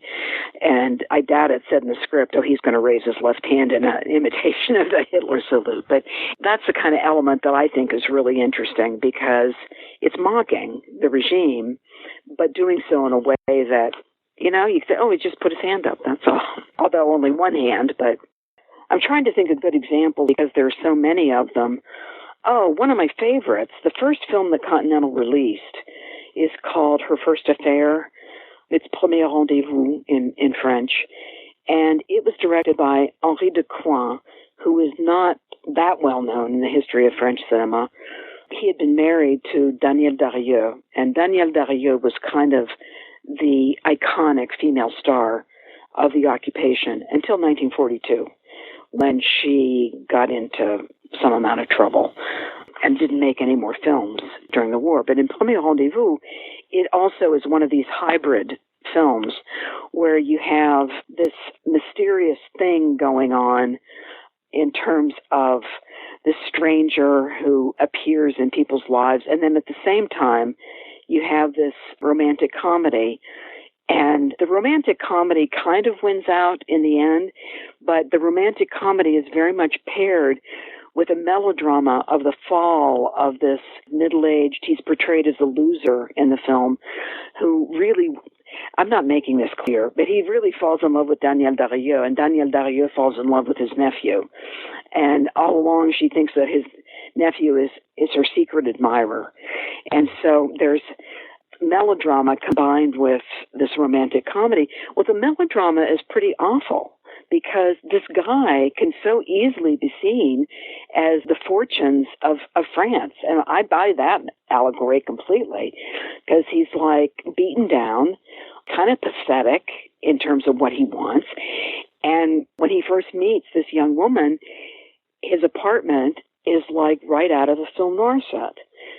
And just so many of these films, it's just like there are all these different kind of things going on that means you can't simply write them off to pure escapism, because there are kind of challenging things in the film at the same time. You know, like the story of this middle-aged guy and her first affair. It's sad and pathetic.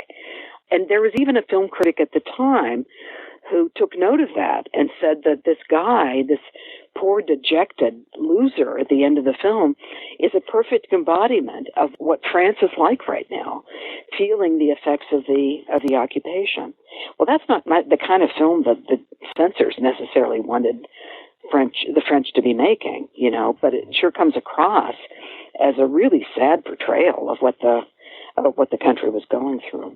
What kind of genres were these films? Because I can't imagine that you're getting too many experimental films out here. It seems like it would be a lot of comedies and light dramas. That's right. Most of the output of occupation cinema is like, lots of dramas, lots of historically set dramas. I mean, like things like set in medieval times, and that's where you see more of the influence of the tradition of quality. So lots of adaptations of novels, and there are lots and lots of romantic comedies. And those two were probably the most common genres, although there's just plain old melodramas too, you know, dramas that are not necessarily set in the historical past. But the other thing that I think is really important in the occupation is how important the detective film was. I think people, by the way, tend to overemphasize the costume dramas, the historically set costume dramas from World War II. There were plenty of them.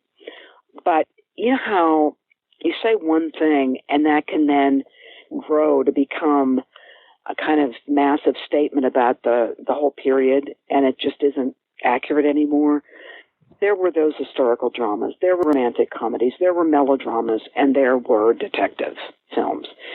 And all of those have examples, even the most hidebound traditional adaptations have elements that just don't fit, you know, that are a lot more complex than people usually give them credit for. Like, there's an adaptation, this came out in 1943, an adaptation of a Zola novel called The Lady's Paradise, and it starred Michel Simon.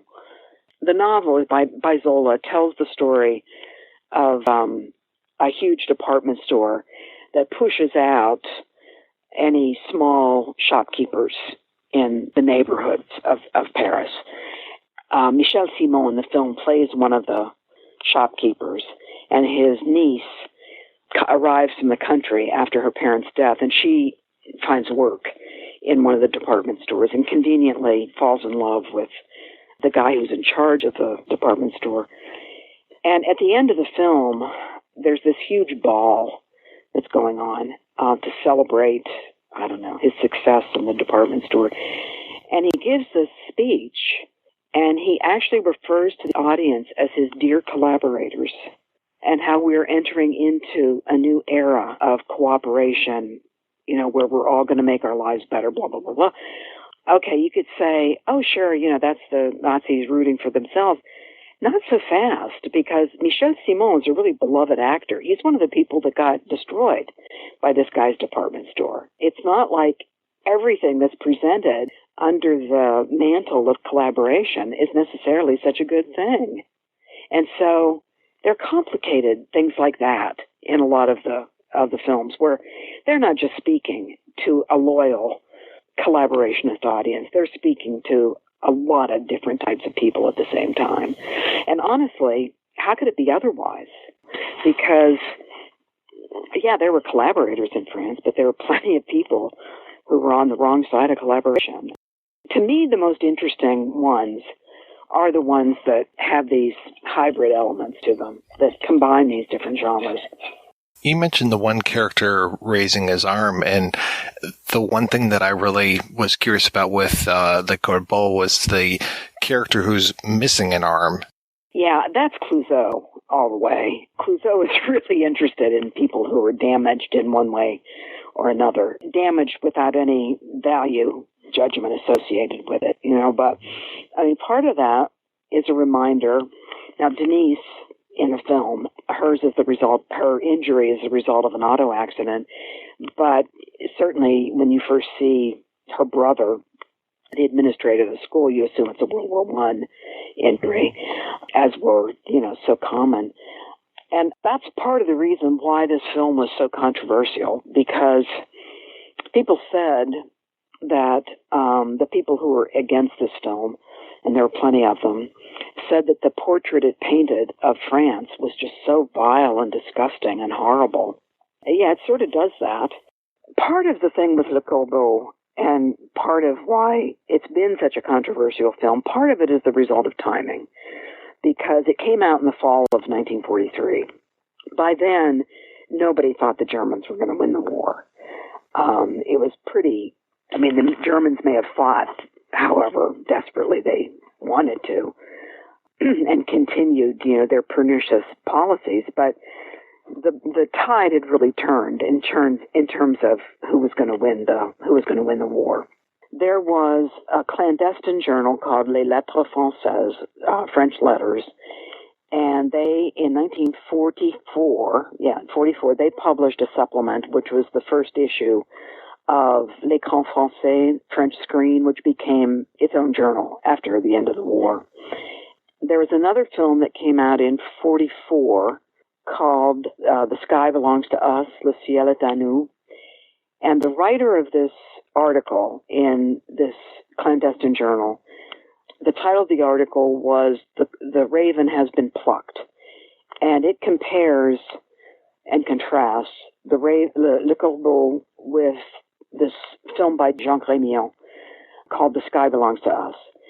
And it said, while Le Corbeau shows us this vile picture of the French as these scheming, horrible people, Le Ciel est à nous shows us a positive vision of France, where people pursue their dreams and blah, blah, blah, blah, blah. And it was a cheap comparison, but it really held. And so by the time, Paris was liberated in August 1944, so by the time the end of the war came around, Le Corbeau had pretty much gained its reputation as a very controversial, nasty film. The Catholic Church had a rating of 1 to 6. 6 were films that were perfectly fine for all audiences, and 1 was, this is the most horrible thing you've ever seen in your life. That's what they gave Le Corbeau, was a 1. And the left also pounced on Le Corbeau. The critic Georges Sadoul wrote about Le Corbeau and said it was, just a horrible, horrible film. And he was very influential. He's a member of the Communist Party. In the purge trials that followed the war, Le Corbeau was a perfect kind of object of attack, because it was a film that a lot of these people had decided was just a vile film in terms of how it presented the French. And its maker, Clouzot, not only worked for Continental, the Nazi-owned film company, he was the head of the screenplay division there. And so he was a perfect target. Now, one of the things you could say about this, and it's sort of typical in a lot of these kinds of cases, is that all venom that could have been dispersed to a whole lot of different people during the war, all of it got directed to Continental Films in particular and to Clouzot. There were 2 other films that were sold out and were banned The other one was The Strangers in the House, Les Inconnus de la Maison, for which Clouzot wrote the screenplay. And another film called La Vie de Plaisir, The Life of Pleasure, which was one of the last Continental films. And it was directed by a man named Albert Valentin. It destroyed his career. He was ruined by how he and the film were treated. So they were banned, right? And eventually all of these people had to come before the purge committees in the years after the war. And people got differing sentences. Some people were excused completely. But Clouzot, initially he was banned for life from the film industry. Then he was banned for 3 years. You know, this was like one of those cases of the right hand not always knowing what the left hand was doing, you know. I mean, he presented a defense, and a lot of people spoke up in his favor. But the association with Continental was ramming for him. And Albert Valentin, he just was a mess after he was accused of making this horrible film. It's a really interesting film, by the way. Clouzot didn't give up. Again, in one of these like bizarre cases of the right hand not knowing what the left hand was doing, he managed to get funding together to make a film in 1947, and that's Le Quai des Orfèvres. Part of the reason for that was that there was a film festival going on, and Le Corbeau got the top prize. And so it was becoming embarrassing to continue to. And, you know, people said in the years after World War II, when like American filmmakers and film artists came to France, what they always asked was, do you have a copy of Le Corbeau? Can I see it? Because it was impossible to see. Right? And so he really, even though I think he was probably a horrible man, honest, but I love his films.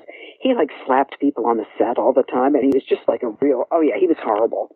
I have to give it to the guy. He fought back, and Quai des Orfèvres, it's a mystery combined with a kind of stage show, not musical exactly, but there's some of that in it. And Suzy Delaire plays Jenny Lamour, and she's so fabulous in it. And there's a really dirty plot about pornographic pictures and, you know, all kinds of people do just horrible things in it. But this is what I really have to give Clouzot credit for. You know who he made the most sympathetic character in that film? A lesbian. I mean, that's just like him. You know, he goes perverse. He just loves to go perverse. So to go from being banned from the industry initially in 1944 to making a film in 1947, I say that's someone who really stuck to it. You know, like I really have to give him credit, even though, as I said, I know he's a horrible guy, but he made great films. You know, what can you say? And then he even made a film about World War II, which is just out in a restored version. It's called Manon.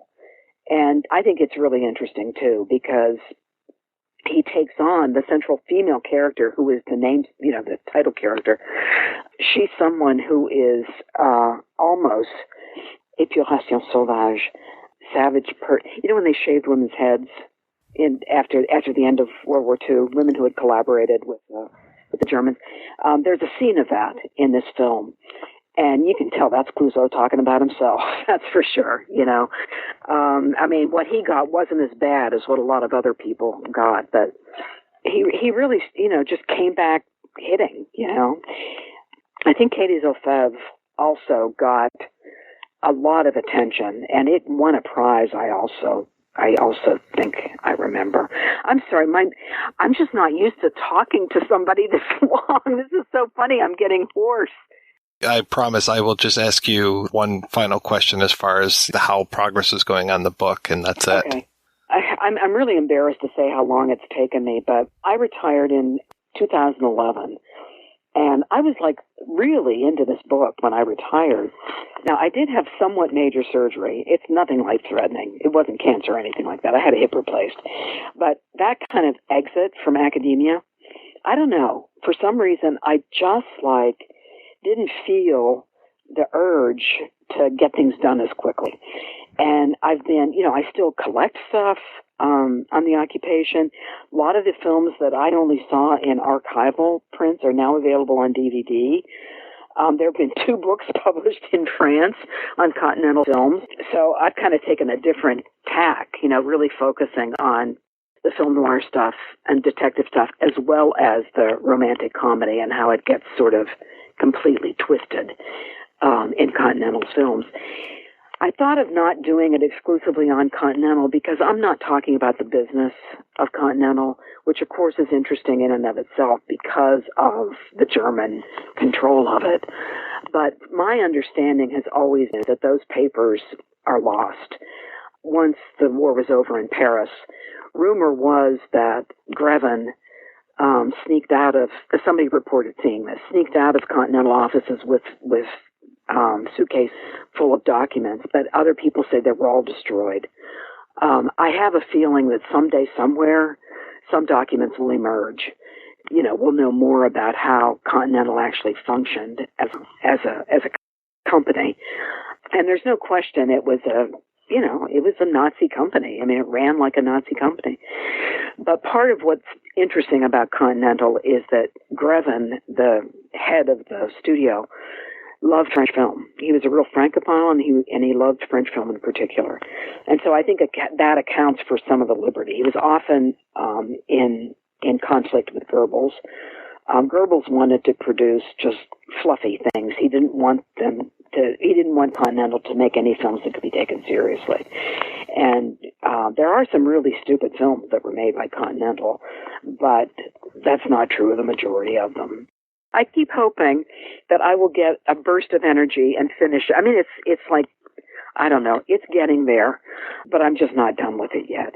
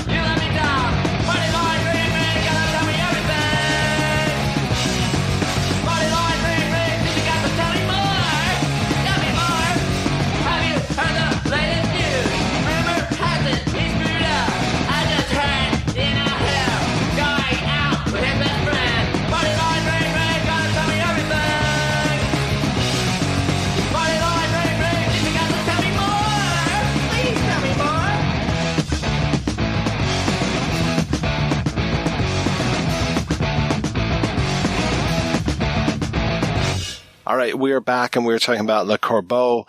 And I wanted to read something from Judith's book about Le Corbeau, just kind of wrapping up a lot of the things as far as the femininity of the crime itself, the reason or some of the reasons why this was not seen as a very positive portrayal of French people, let's say, and why Clouzot was pilloried after the war. The proliferation of anonymous letters stands as sympathetic of one of the many paradoxes of Vichy, Nazi occupation, and collaboration. For anonymous letters of denunciation could well have been seen as perpetuating the dreaded image of French as a weak, feminized adversary of Germany, not brave or strong enough to stand up to the invader either in battle or in daily life. The practice of anonymous letter writing corresponds to the worst stereotypes of devious, gossiping feminine behavior. Vichy officials and French collaborators were determined to combat the image of a feminized, passive France. But the sneaky, passive-aggressive mode of anonymous letter writing affirms the stereotype. Paradoxically, of course, it was a stereotype upon which the collaborationists and occupiers relied within limits. So I love that she kind of sums up so much of it.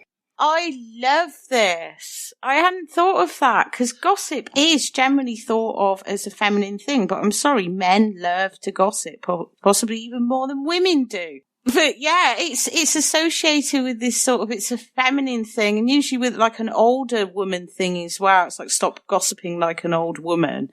And I love that. I really love that. It's great. Yeah, her book, it's only about 100 pages, but is fan-fucking-tastic. Everything that she's written about this film is just, it is so good. And I can't wait to read her book about occupation cinema, because just what she's talked about, even in some of the articles she's written, is just fantastic. And I love to see, we've talked so many times, Kat, about filmmaking under oppression, especially for us when it comes to like Czech cinema, and just like, how do you get your message across? Can you get your message across? And here is an entire country dominated by Germany or the Vichy government, which basically was Germany. And how do they present their message, if they can even get their message across?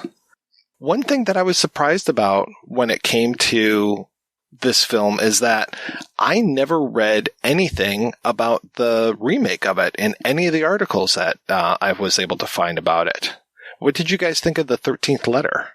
I could only take about the first 10 minutes. It just seemed too milquetoast for me. It's very Hollywood, which is interesting because it's Otto Preminger, who, was transgressive in his own way, but an early film for Preminger, I guess.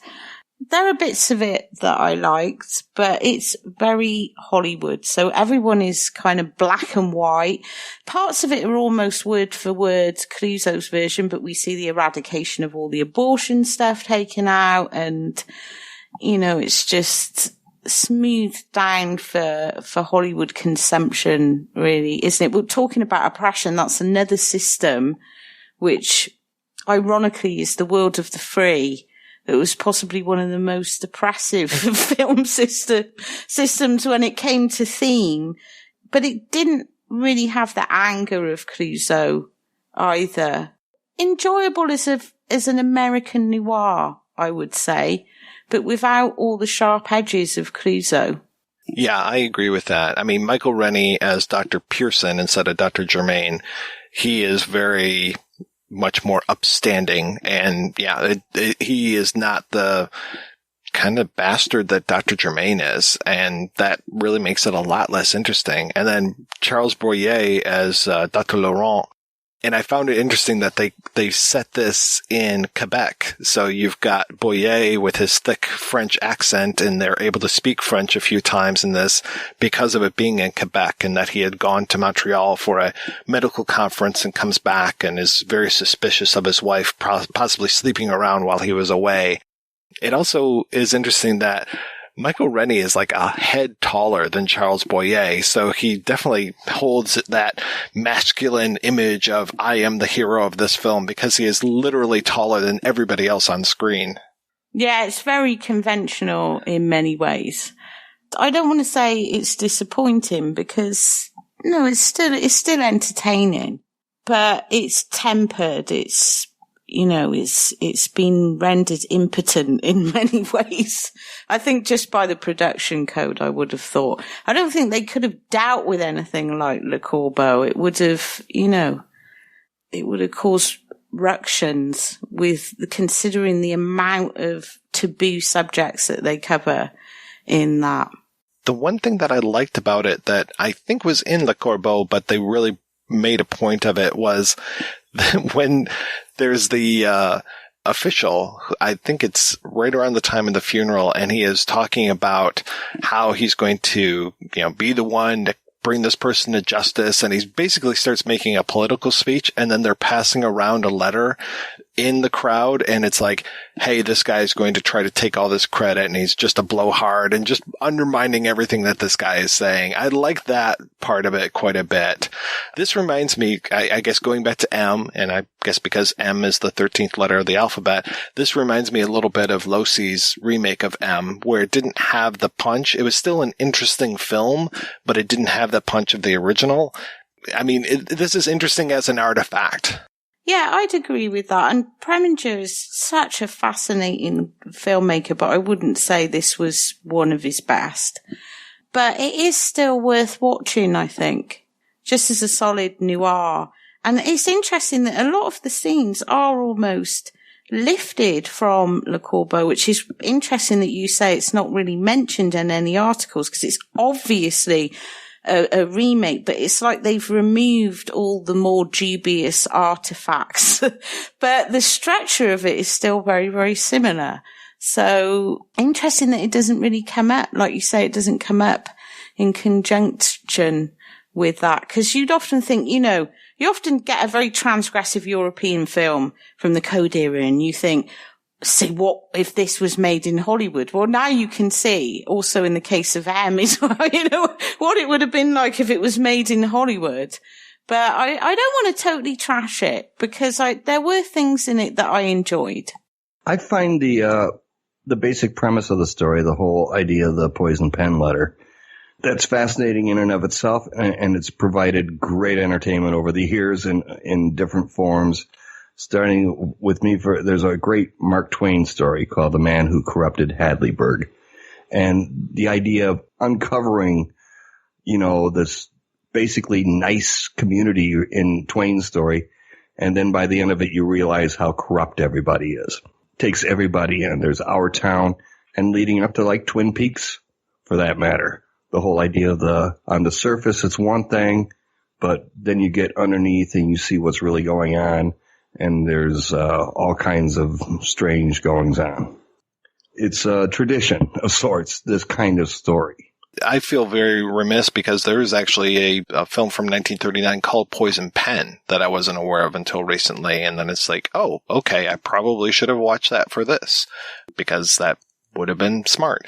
And then, I think there was one article that I read where they were talking about, and I'm going to blank on the person's name. The woman that wrote The Lottery also wrote Shirley Jackson. Thank you. She also wrote a story about a poison pen writer, and it's from their point of view and how they are this force of justice. Well, I think in the case of Jackson, she was very good at kind of unearthing how hypocritical small town America could be. And you can see, not to go on too much of a tangent, but when Ken was talking there about influence, the first thing that came into my mind was Stephen King. Stephen King was really influenced by Jackson.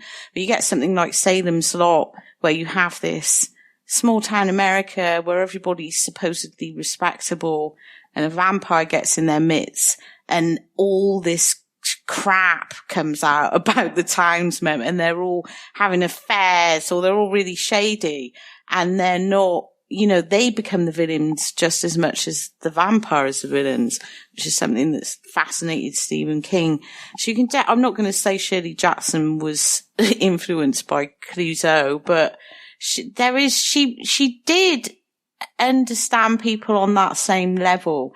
I think just how hypocritical people can be and how spiteful they can be and how petty-minded, but then on the surface they have to present this very clean image. And it's just endlessly fascinating, isn't it? It's why we love celebrity gossip.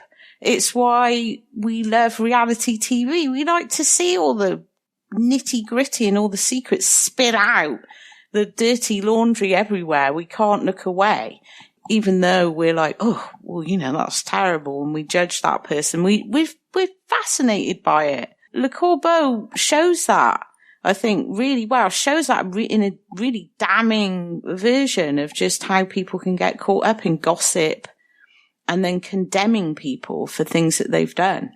The name of the story was The Possibility of Evil, just FYI. And I totally agree with you what you're saying about Salem's Lot because of the way that the poison pen letter sweeps through the town is very similar to, I was calling it a disease. And talking about vampirism, I mean, there you go. I mean, who bit who knew who was the vampire when? I mean, I could really see Le Corbeau is, we keep calling it a mystery, but there are elements of this at times that are a horror film. Yeah, absolutely. And it goes back to what I was saying about the gothic elements. That funeral scene is really, the way it's shot is really gothic. I think it's beautiful. Vampires are insert metaphor here.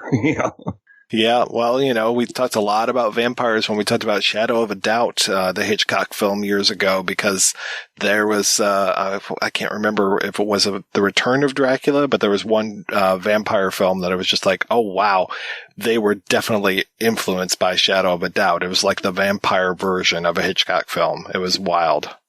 Say is like a vampire in a way because he feeds off the confusion and the fear. He absolutely feeds off it in every scene that we see him in. We know that he's enjoying it because I guess it's his only sense of power that he has if we think that he's possibly impotent and a drug addict behind the scenes. Had you guys heard of the Circleville letters, by the way? Mm-mm. No. There's a portion of Drunk History that was devoted to it. It was on unsolved mysteries, but it was a story involved in Circleville, Ohio. There was this lady who had who was a school bus driver, and she received a poison pen letter accusing her of infidelity. And this went on for 18 years. Holy shit. Someone ended up dead, and there was somebody her brother-in-law ended up in prison. He has never acknowledged having committed the murder. It's a really fascinating story. If you get to just Google Circleville poison pen. So no one suspects anything is wrong. That's Circleville. That's Circleville. And then suddenly all the residents, like thousands of them, start getting creepy, weird, cryptic, anonymous letters. One lady opens her mail and it's like, we know what you do on a Tuesday night. I know you have these many kids and like, you've been bad. So all these letters, they're all sent from Columbus, Ohio, and the writing is super creepy and blocky. Yes, gulp indeed. When they were looking into those letters in Tool, they kept wondering who is the person that could possibly know these things. There were things about people's family histories, and, this woman had a title in her name that was not proper, so, the letter was demanding that they remove the title from their name. I love that Vorzay is the only psychologist in town, so he knows all of the dirty secrets of anyone who comes to him, and he's using all of those things, breaking privilege by spilling his guts and knowing all of these dirty secrets about everybody that's in town and able to use that position of power to really turn people against each other. That's a good point. And once again, the Circleville murders thing, the idea that the bus driver, she hears all of her kids talking, and so she was a suspect because they figured this woman would have the dirt on the community because she overheard the kids talking on the bus. And you're right, being a psychologist or psychiatrist, he's going to hear dirt. Just to round it up, though, because all of a sudden people have discovered that cleaners are actually important. I worked in the cleaning industry for 2 to 3 decades, like most of my adult life. And generally cleaners are invisible. But Clouzot's film shows us that never underestimate the fucking cleaner, because we hear everything. And when I worked as a cleaner, the things that I would hear just walking around offices, because you're invisible to most people, and the gossip and the stuff I used to overhear. Same goes for people, chambermaids in hotels as well. Worked in a hotel for you, and the things that you see. So it's like never underestimate the cleaner. The doctor may have power, but the cleaner ultimately knows everything that's going on, even what the doctor's doing, which I love. The one thing that I really wanted to add real quick was when they finally caught the person who was writing most of the letters in Tool, because again, it's spread and people would write, once they kind of had, permission to do so. But they said that it couldn't be this woman because of her upbringing, and she used all of this pornographic language, and there's no way a woman of her standing could use any of the language that was used in these letters. I love it. Oh, so good. All right, guys, let's go ahead and take another break, and we're going to play a preview for next week's show.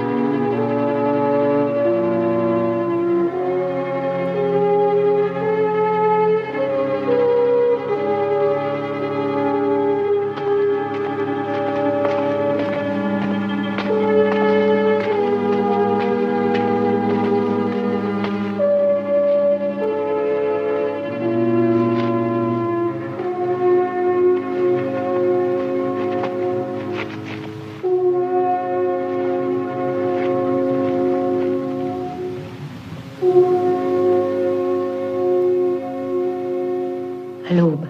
That's right, we'll be back next week with a look at Jean Rollin's Lips of Blood. Until then, I want to thank this week's co-hosts, Ken and Kat. So, Kat, what has been keeping you busy?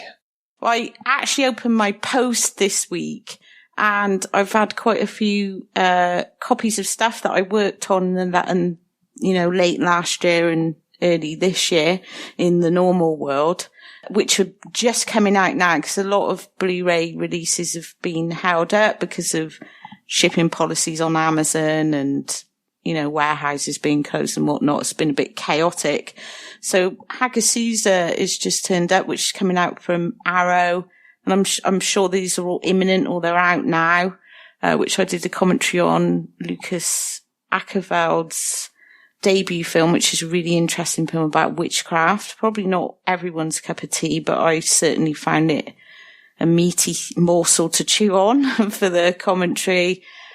Revenge, Coralie Farge's sort of hyper-violent rape revenge film, action film, which is brilliant. It's coming out from Second Sight, and I did a commentary on that. And the Tsukamoto box set finally turned up from Arrow, which I did a booklet essay or a couple of booklet essays on, but oh my God, it's a beautiful set. Just to actually see it, and it's got like a hardbound book in it and several films. It's just such a beautiful set. So I was really happy to see that because I've been quarantining all my parcels for I'm so paranoid for about 4 weeks. So it was like Christmas really at the end of it. I was like, oh, look. And I found Otto Preminger's Anatomy of a Murder, which I ordered in March and has probably been sat in my hallway since it was delivered, which I didn't have anything to do with. I just absolutely love that film. And Ken, how about you? What's new in your world? Yesterday was the 10th anniversary of my band's last release. So we uploaded that to Bandcamp, and we're planning on the 15th of every month putting up various different things and making them available for free. And I'm making music with various different people on this app, Band Lab, which is a lot of fun. You start a song and other people contribute to it. That's about it. Watching movies, hanging out, not much, but trying to stay busy.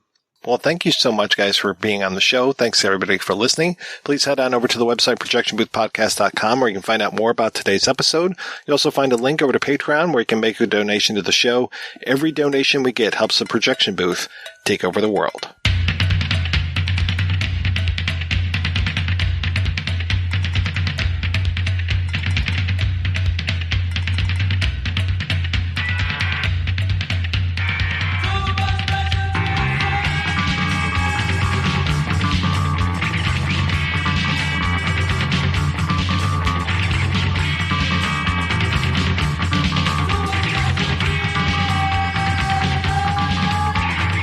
Well,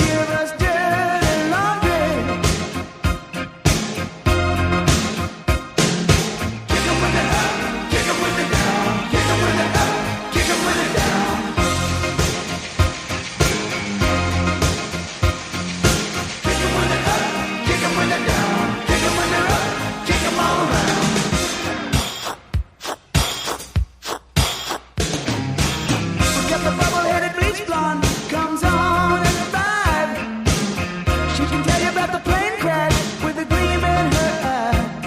It's interesting when people die. Give us dirty laundry. Can we film the operation?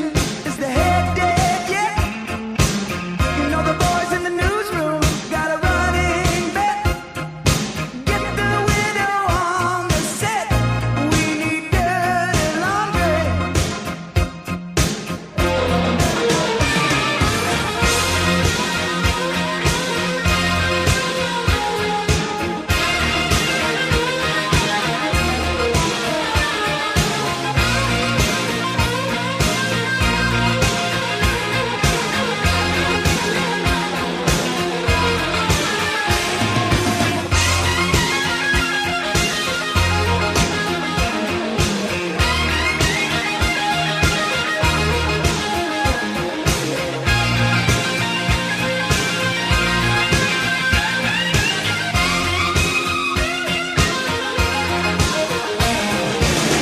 You don't really need to find out what's going on. You don't really want to know just how far it's gone. Just leave well enough alone. Eat your dirty laundry. Kick 'em when they're up, kick 'em when they're down. Kick 'em when they're up, kick 'em when they're down.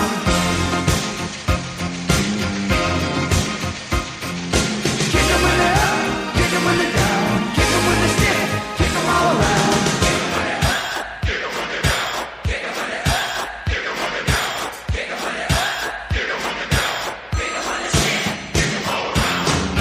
Dirty little secrets, dirty little lies. We got our dirty little fingers in everybody's pie. Love to cut you down to size. We love dirty laundry. We can do the innuendo, we can dance and sing. When it's said and done, we haven't told you a thing. We all know that crap is king. Give us dirty laundry.